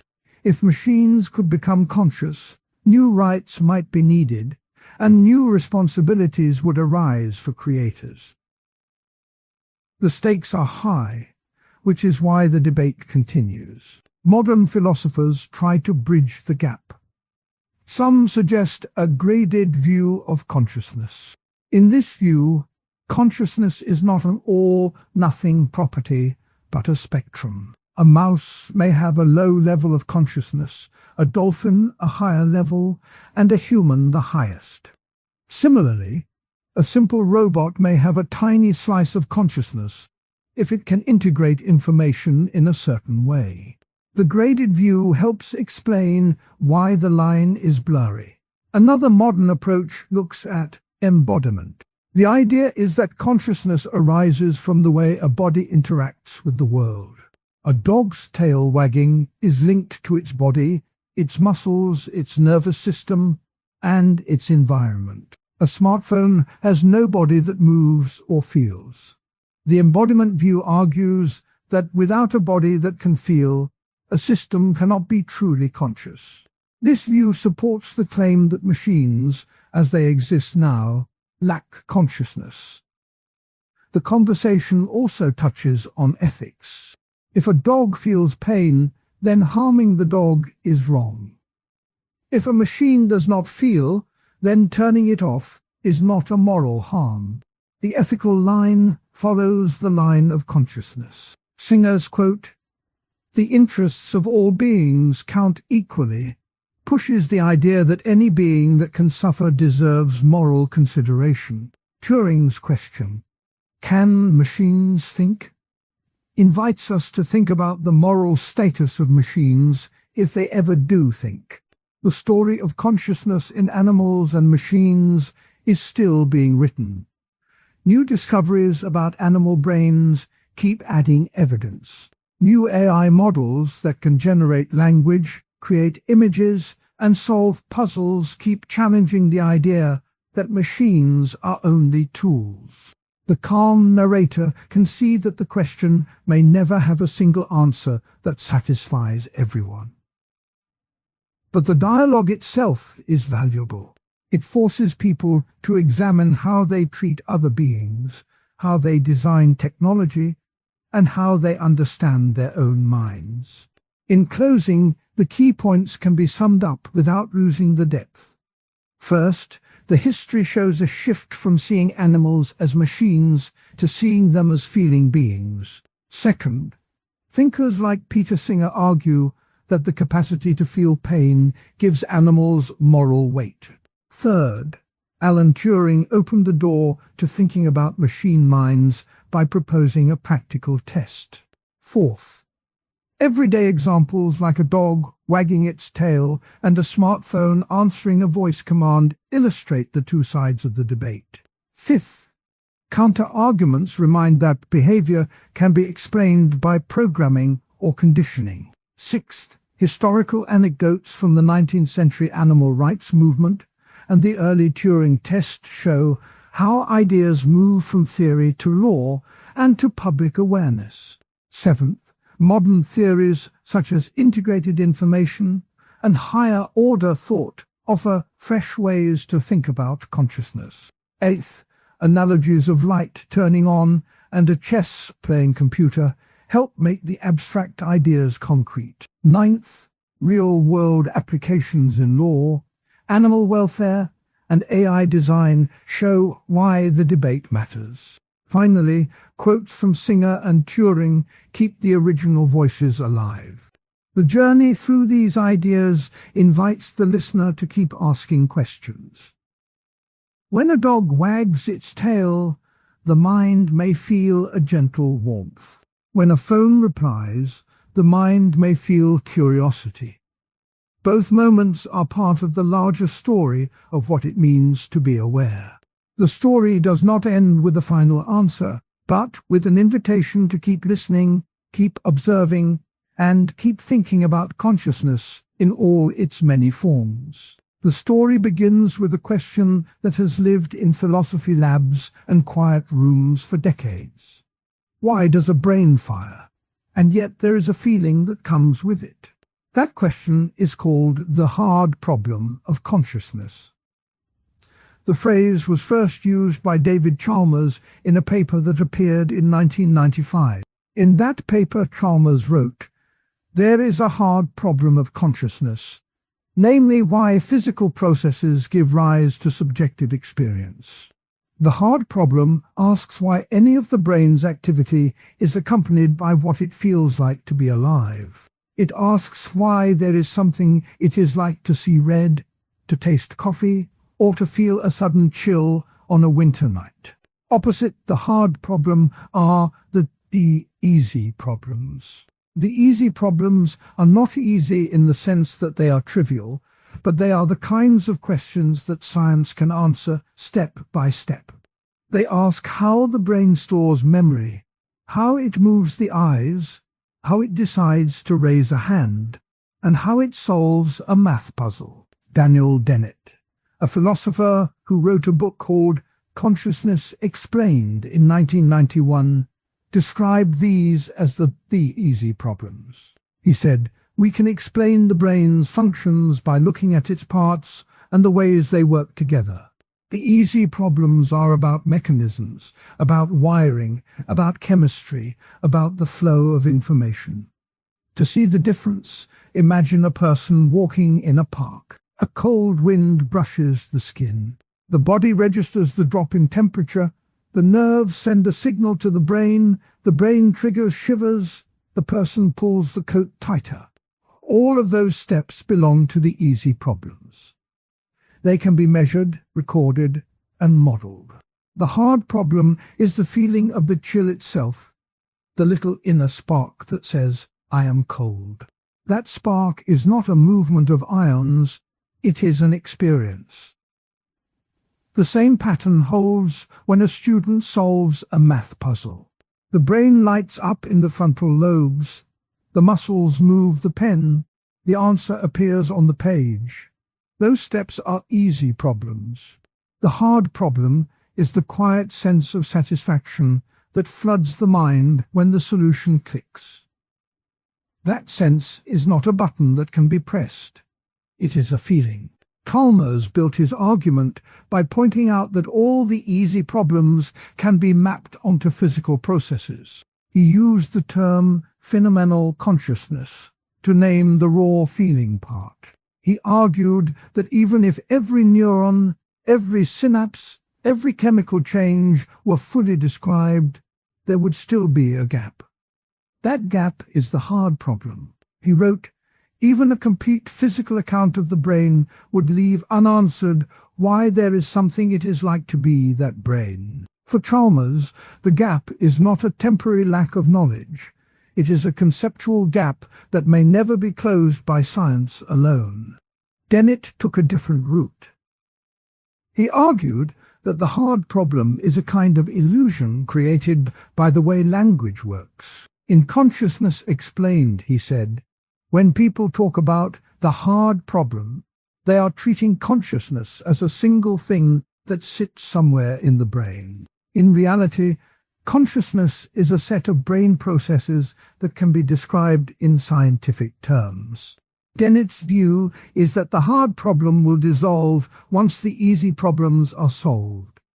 He compared consciousness to a trick in a magic show. When the audience sees the trick, they think there must be a hidden secret. When the magician explains the method, the mystery disappears. For Dennett, the mystery disappears when neuroscience explains the brain's processes well enough. Both positions have been debated for years. One counter-argument defends the hard problem as unsolvable. It claims that no amount of physical description can ever capture the first-person feeling. This view often cites the knowledge argument put forward by philosopher Frank Jackson. He imagined a scientist named Mary who knows every physical fact about color, but has lived her whole life in a black and white room. When Mary finally sees a red apple, she learns something new, what it is like to see red. The argument says that physical facts are not enough to explain experience. This line of thought supports Chalmers and says the hard problem will stay open forever. A second counter-argument attacks the hard problem from the other side.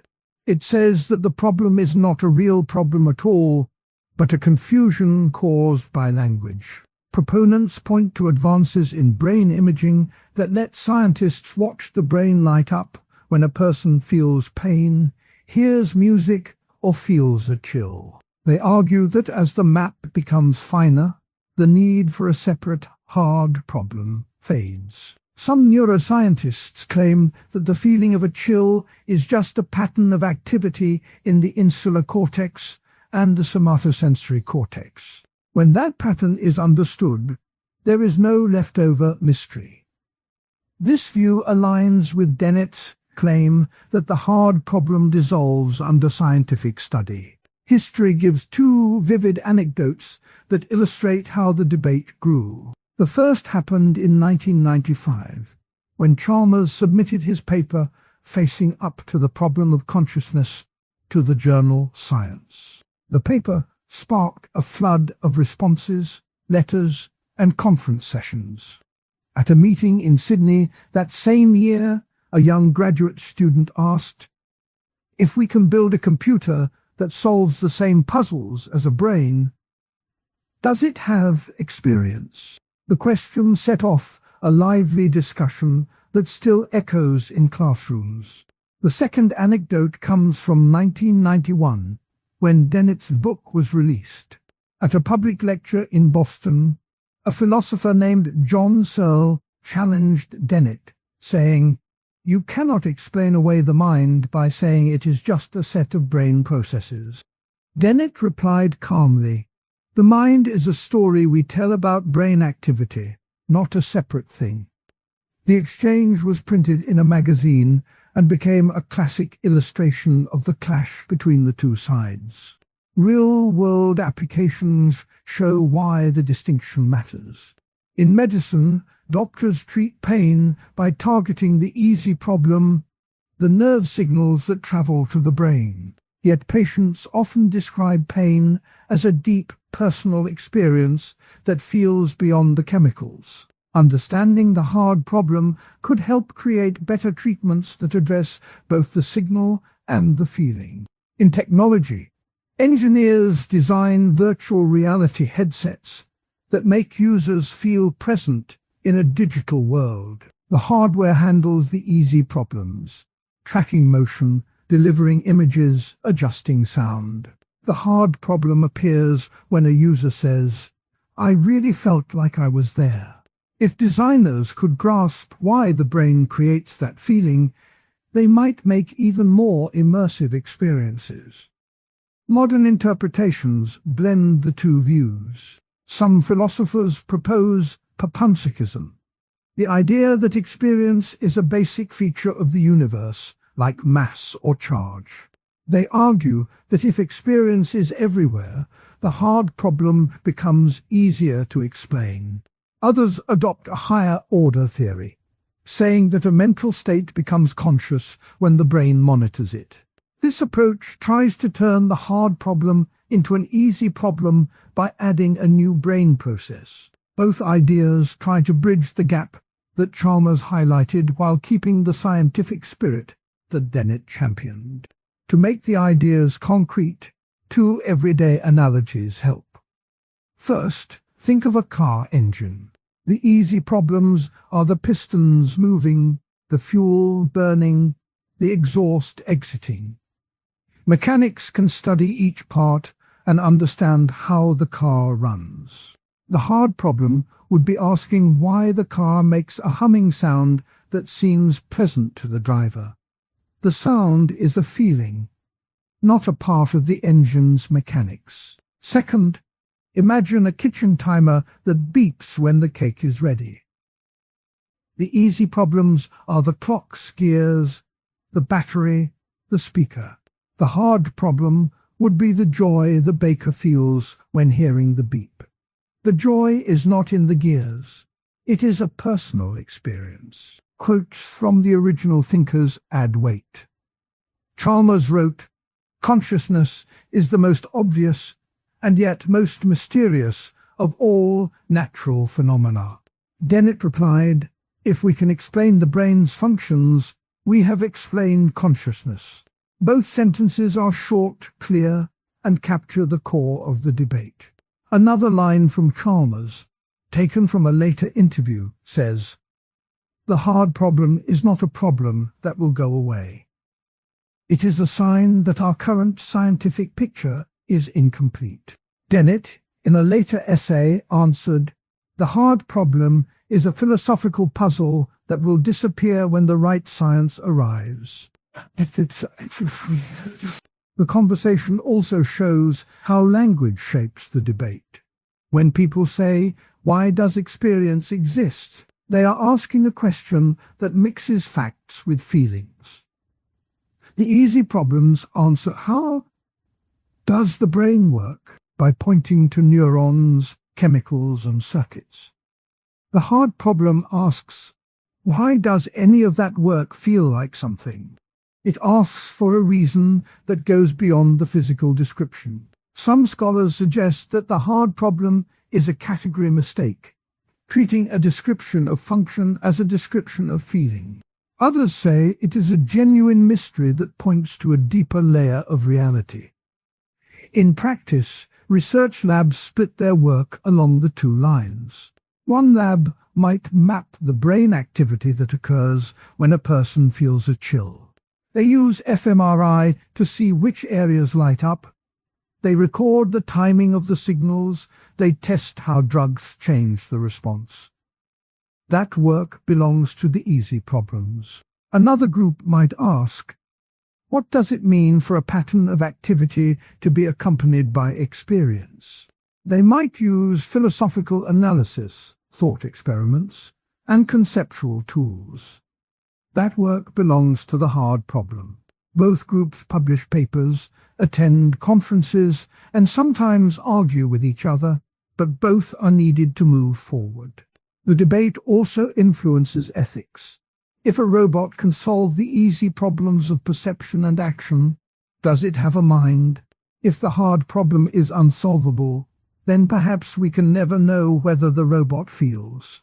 Some ethicists argue that we should treat any system that passes the easy tests as if it has experience, just in case. Others say that without evidence of the hard problem, there is no reason to grant moral status. The distinction therefore shapes how society might treat AI, animals, and even patients in vegetative states. A final historical note comes from the early 2000s. When a conference in Tucson gathered neuroscientists, philosophers, and computer scientists. The opening speaker quoted Chalmers. "The hard problem is the problem of why there is something it is like to be a brain." The audience reacted with mixed applause and murmurs. Later, a young computer scientist stood up and said, "If we build a system that can solve the easy problems as well as a human, we will have answered the hard problem by default." The comment sparked a lively debate that still appears in conference programs today. In summary, the hard problem asks why any brain activity feels like something at all.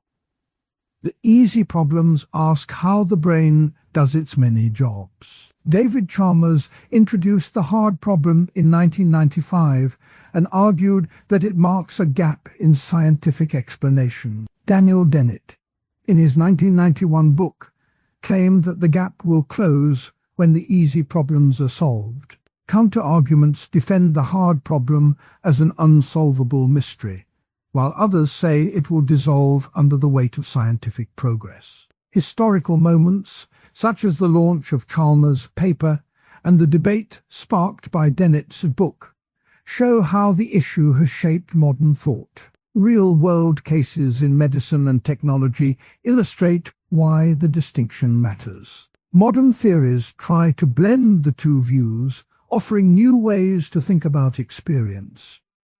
Everyday analogies of a car engine and a kitchen timer make the ideas clear. Quotes from Chalmers and Dennett give voice to the two sides. The ongoing conversation continues to shape philosophy, science, and ethics, reminding listeners that the question of why experience exists remains one of the most intriguing puzzles of the mind. The idea of free will has been part of human thought for as long as language itself. It first appears in the ancient debates about fate and destiny. In the early modern period, the question became sharper. In the 17th century, philosophers such as René Descartes argued that the mind could act apart from the body. At the same time, Thomas Hobbes claimed that every action follows from prior causes. The clash between these two views set the stage for a long discussion about whether conscious choice can exist in a world that seems to run on cause and effect. Determinism is the claim that every event is the result of earlier events and the laws of nature. If determinism is true, then each decision is already fixed by what happened before. Libertarianism about free will says that this cannot be the whole story. Libertarians hold that at least some choices are not fully determined. They think that a person can be the true origin of an action. The term libertarian here does not refer to politics, but to a view that the will is free in a strong sense. Compatibilism offers a middle road. Compatibilists say that free will can exist even if the world is deterministic. They define freedom not as the absence of cause, but as the ability to act according to one's desires and reasons without external compulsion. David Hume famously wrote that liberty is a power of acting or not acting, according to the determinations of the will. In this sense, a person is free when the decision matches the internal motives, even if those motives have prior causes. Harry Frankfurt introduced a famous thought experiment that has shaped the debate. He imagined a scenario where a person is forced to act in a certain way, but the force is hidden from the person's awareness. Frankfurt asks whether the person is still morally responsible. He writes, "A person is morally responsible only if he could have done otherwise." Yet his own cases suggest that the ability to do otherwise may not be needed for responsibility. This challenge to the alternate possibilities principle is a key point for many modern compatibilists. Robert Caine defends a stronger version of libertarianism. He argues that true freedom requires what he calls self-forming actions. In a self-forming action, a person faces genuine conflict and makes a choice that is not fully determined by prior causes. Caine writes, "The source of a free act must be the agent herself, not the antecedent conditions." For Caine, the feeling of being the author of a choice is essential to moral responsibility. Everyday life offers simple ways to see these ideas in action. Imagine a person standing in a grocery aisle, reaching for a snack.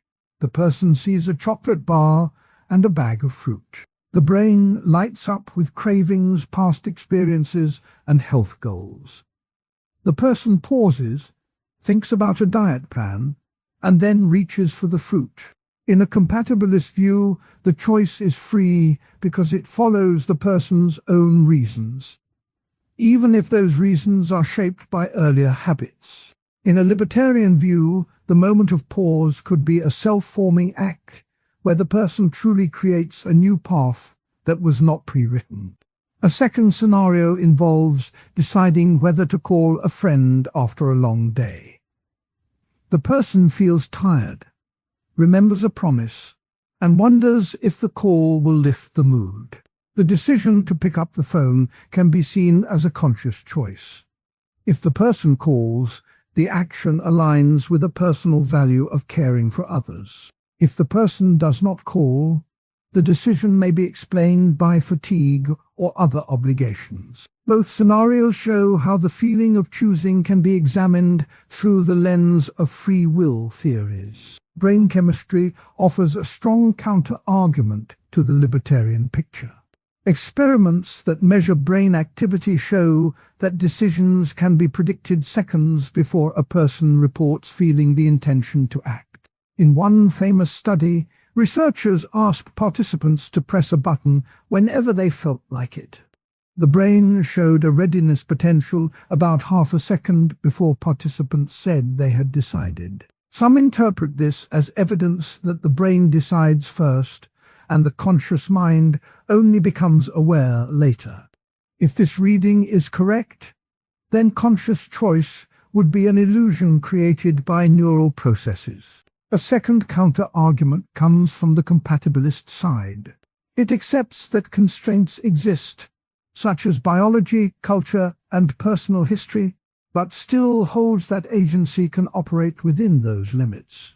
The claim is that freedom does not require total independence from causes. Rather, it needs the ability to act according to one's own motives. In this view, a person can be praised or blamed even though their choices are shaped by many factors.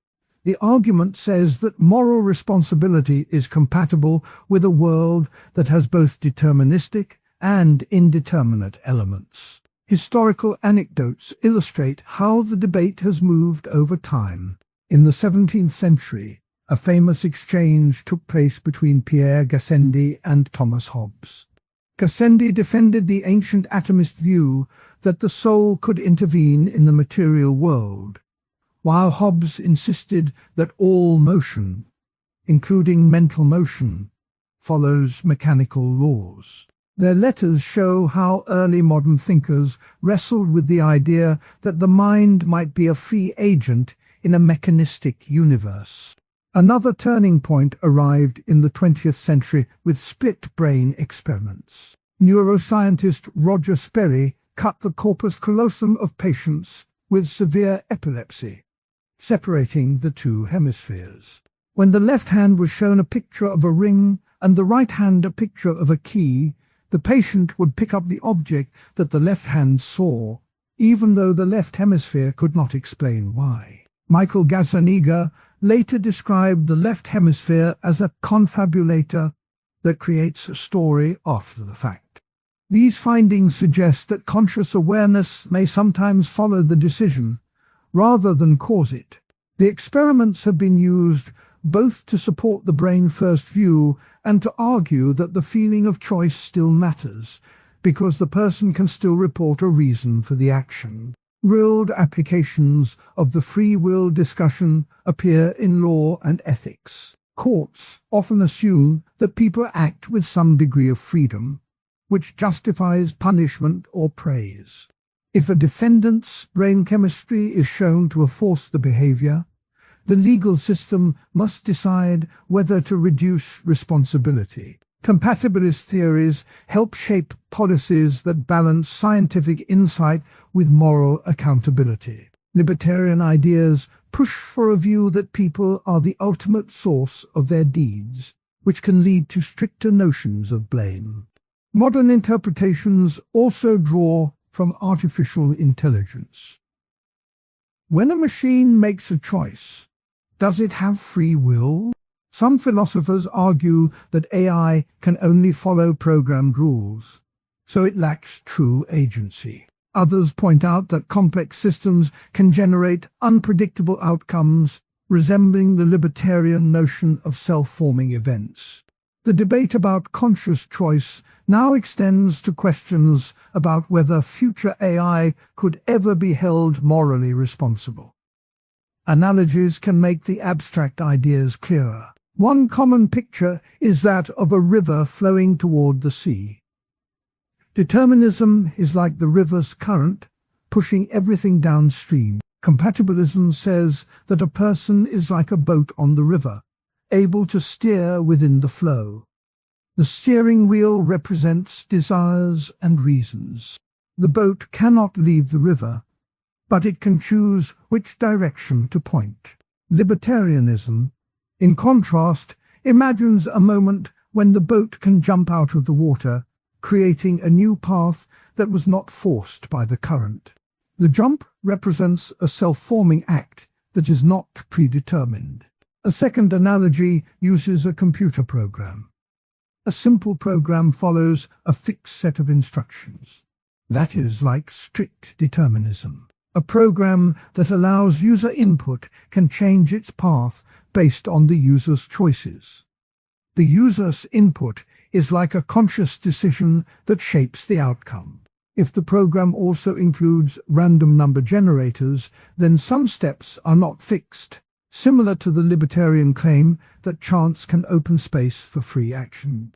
Yet the program still runs on hardware that obeys physical laws, echoing the compatibilist view that freedom works within a larger deterministic system. Quotes from primary sources give a sense of the original voices. In his essay on human understanding, John Locke wrote, "The will is a power of the mind to choose the good."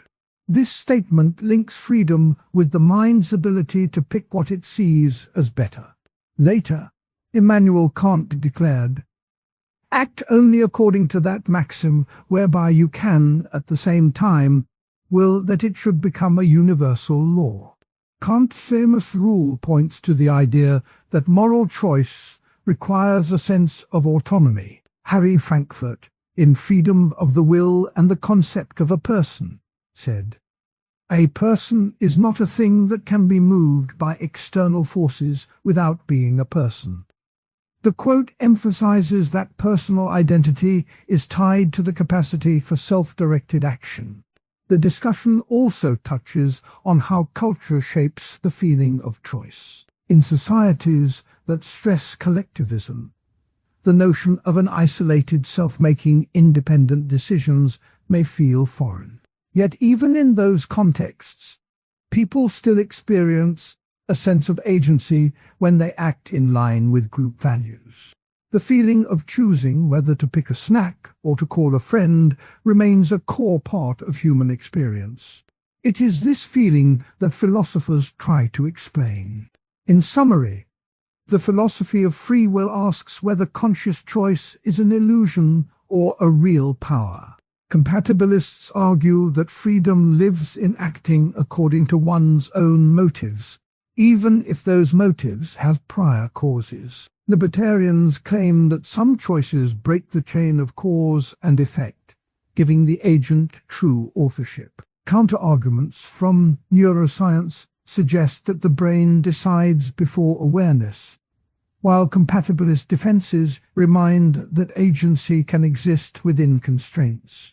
Historical debates from the 17th century clash of mechanistic and spiritual views to the split brain studies of the 20th century show how the question has evolved. Everyday examples, analogies, and quotes from thinkers like Locke, Kant, Frankfurt, and Kane bring the abstract ideas down to a level that anyone can feel. The ongoing conversation shapes law, ethics, and even the design of future machines. It also reminds every person that the simple act of reaching for a snack or picking up a phone is part of a deep and enduring philosophical story about what it means to be a conscious, choosing being. The future of consciousness research feels like a quiet sunrise over a long road. It brings together tiny sparks of science, soft questions of ethics, and the steady hum of new tools. In the last few decades, the field has moved from simple brain scans to machines that can read thoughts, from theories that treat mind as a mystery to experiments that try to shape it.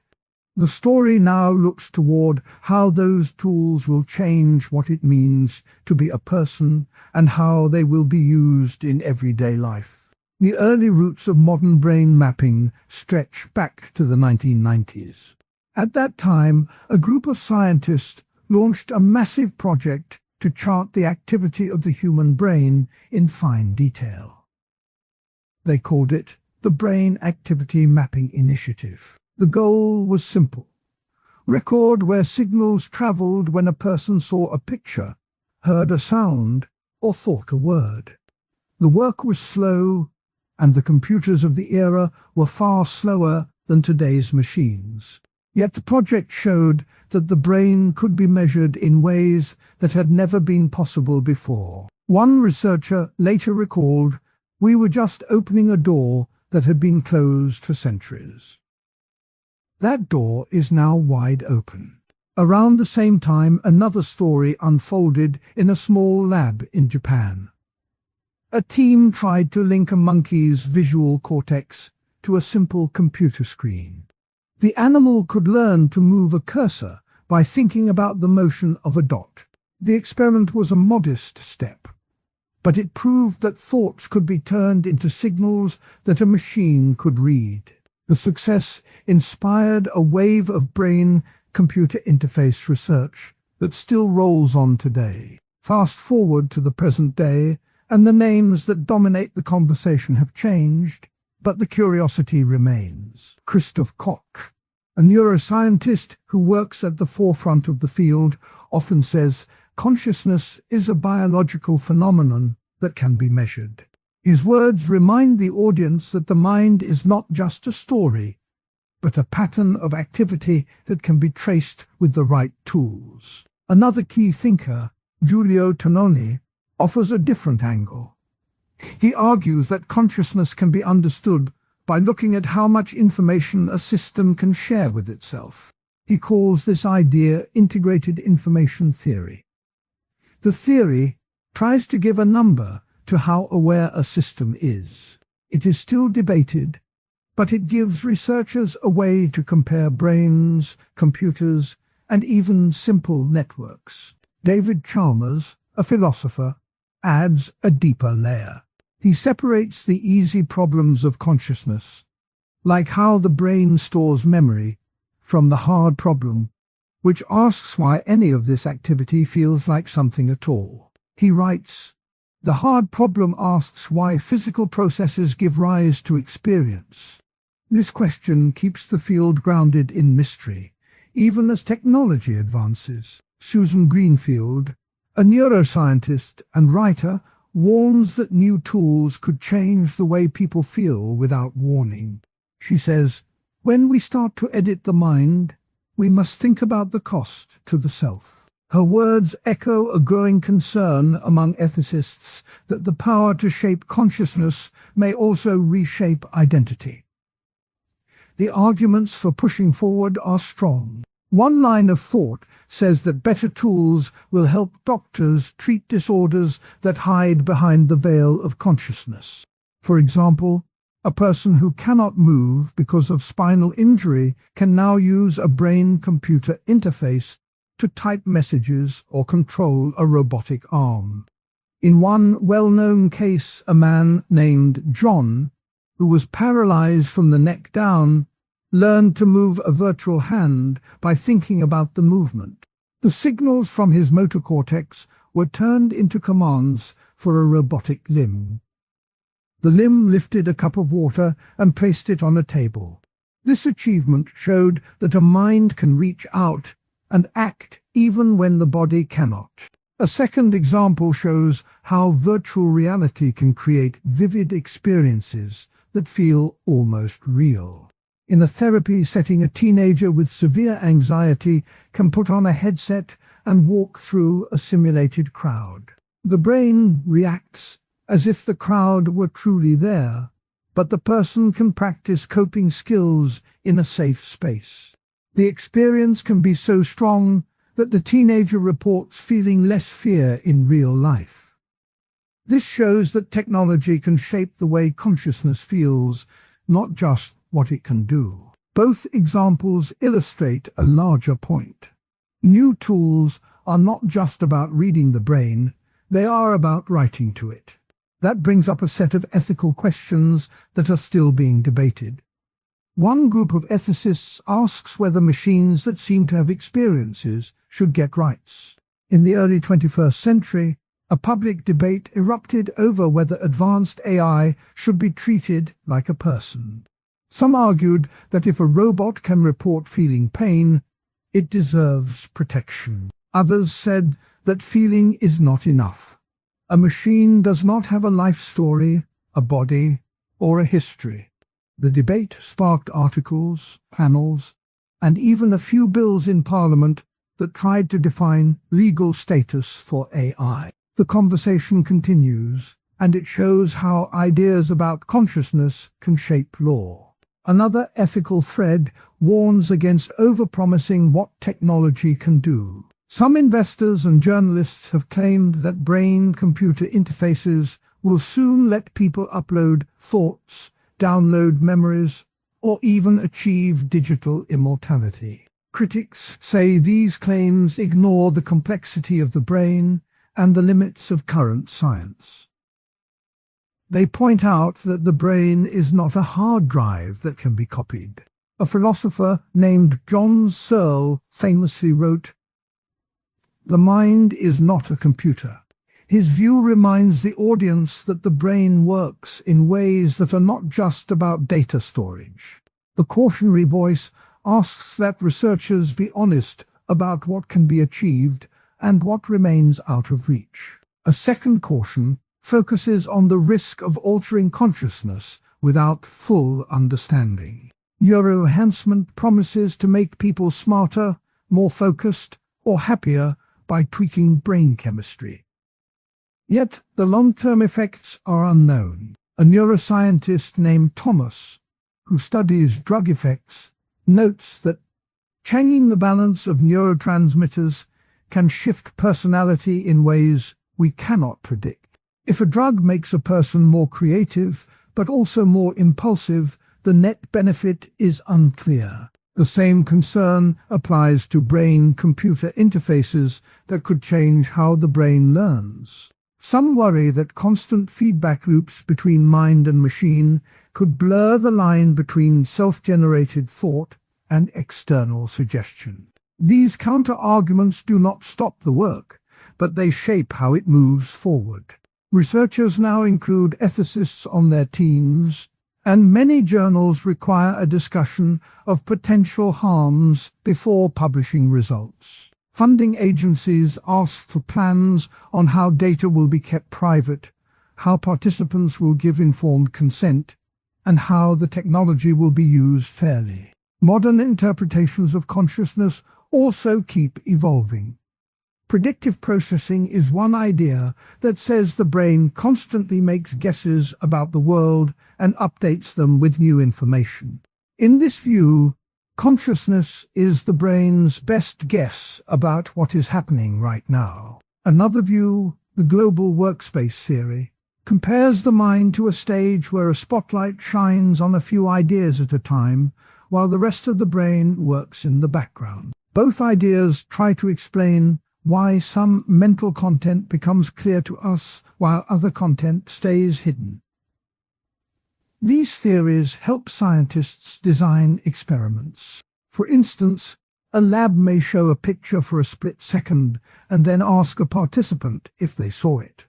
By measuring brain activity, the researchers can see which patterns match the moment when the person becomes aware of the picture. The data can then be compared to the predictions of each theory.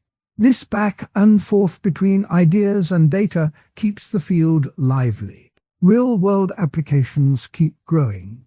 In hospitals, doctors use a type of brain scan called functional MRI to talk to patients who cannot move. By asking the patient to imagine moving a hand, the scanner can detect the pattern of activity and translate it into a yes or no answer. This method has helped families learn whether a loved one is still aware.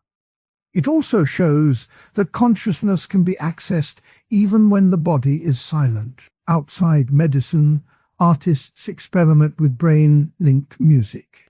A composer can wear a headset that reads the listener's emotional state and changes the melody in real time. The music feels personal because it follows the listener's inner mood. This blend of art and science shows how consciousness can be shared in new ways. Analogies help make these ideas clear. One common picture is that of a garden. The brain is the soil, the neurons are the plants, and consciousness is the bloom that appears when everything is watered and sunny. If the soil is damaged, the bloom may fade. Another analogy compares consciousness to a river that flows over many rocks.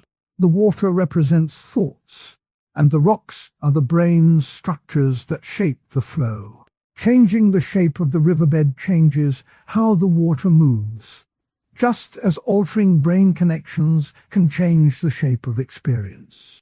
Historical anecdotes give a sense of how ideas shift over time.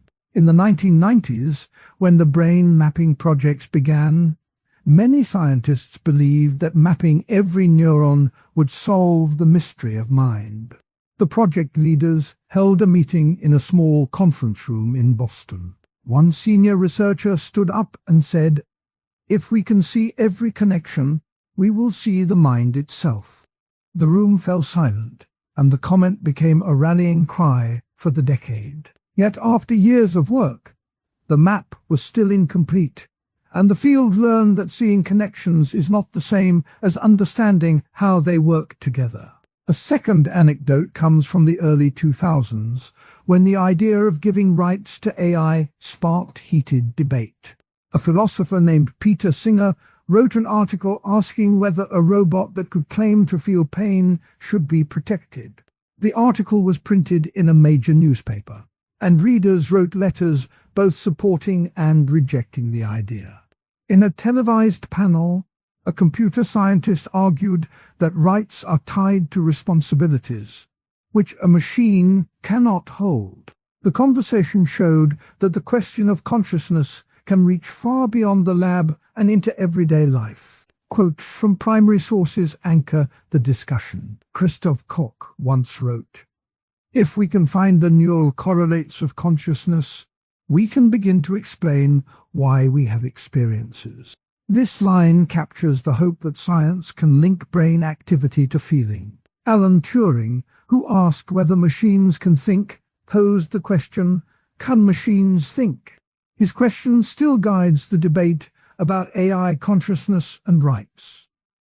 Both quotes remind the audience that the search for answers has a long history. Looking ahead, many researchers see a path where brain-computer interfaces become as common as smartphones. A future where a person can type a message by thinking about the letters, or where a driver can control a car with a glance, is often described in optimistic terms. The technology could also help people with mental illness by adjusting brain patterns that cause anxiety or depression. However, each step will need careful review to avoid unwanted side effects. The field also watches the rise of neurotechnology companies that promise to sell mind-enhancing devices. Some of these devices claim to boost focus by sending tiny electric pulses to the prefrontal cortex. Early trials show modest gains, but long-term safety is still unknown. Critics argue that the market rush may outpace the science, leading to products that do more hype than help. The warning is clear. Progress should be measured, not rushed. Ethical frameworks are being built to guide these developments. One approach suggests 3 pillars: respect for persons, beneficence, and justice. Respect means that participants must understand what is being done and agree freely. Beneficence asks that the work should aim to do good and avoid harm. Justice asks that the benefits and risks be shared fairly, not just given to a privileged few. These ideas help shape policies for clinical trials, data sharing, and the use of AI in everyday devices. Another ethical concern is privacy. Brain data can reveal thoughts, preferences, and even hidden memories. If a company can read a user's brain signals, it could infer what the person likes, fears, or intends to do. A privacy advocate named Helen wrote, "Brain data is the most intimate data we have. Protecting it is a moral duty." Laws are beginning to catch up, with some regions drafting rules that treat brain data like medical records. The question of AI rights also moves forward. Some ethicists argue that if an artificial system can report feelings, it should earn certain protections. Others say that rights are tied to biological life, not to silicon. The debate is still open, and it may shape how future conscious machines are treated. The conversation often circles back to the idea that rights come with responsibilities, and a machine cannot bear responsibility in the same way a human can. In education, virtual reality is already changing how students experience history. A class can put on a headset and walk through a reconstruction of ancient Rome. The experience feels vivid, and the brain treats it as a real scene. This method helps students remember facts because the experience is tied to emotion. It also raises a question. If a virtual world can feel real, how does that affect the way we think about what is real? The line between virtual and actual experience may blur, and that could reshape concepts of consciousness. The future may also bring new ways to measure consciousness. Researchers are developing tiny sensors that can be placed on the scalp and read brain waves with high precision. These sensors could be used in everyday settings, like classrooms, to see how attention shifts. If teachers can see when students are truly engaged, they could adapt lessons in real time. Yet the use of such data also raises concerns about surveillance and autonomy. One hopeful vision sees consciousness research helping to solve the mystery of why some patients in a vegetative state still have inner experiences. By using advanced imaging and machine learning, scientists hope to give a voice to those who cannot speak. If a pattern of brain activity matches a known response, a doctor could say, "You are aware." This would change how families make decisions about care. The story of consciousness research is still being written. It began with simple observations of behavior, moved through the mapping of neurons, and now reaches into the realm of machines that can read and write thoughts. Each step has brought new tools, new hopes, and new worries. The balance between curiosity and caution will shape the next chapters. In summary, the field stands at a crossroads where science, technology, and ethics meet.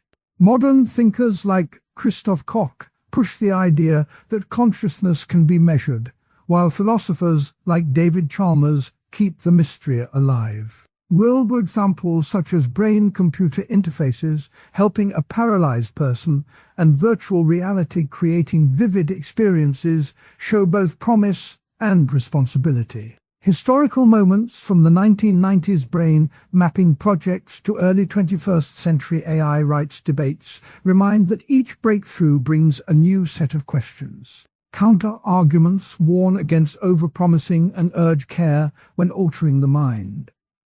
As the journey continues, the calm voice of inquiry will guide the search, and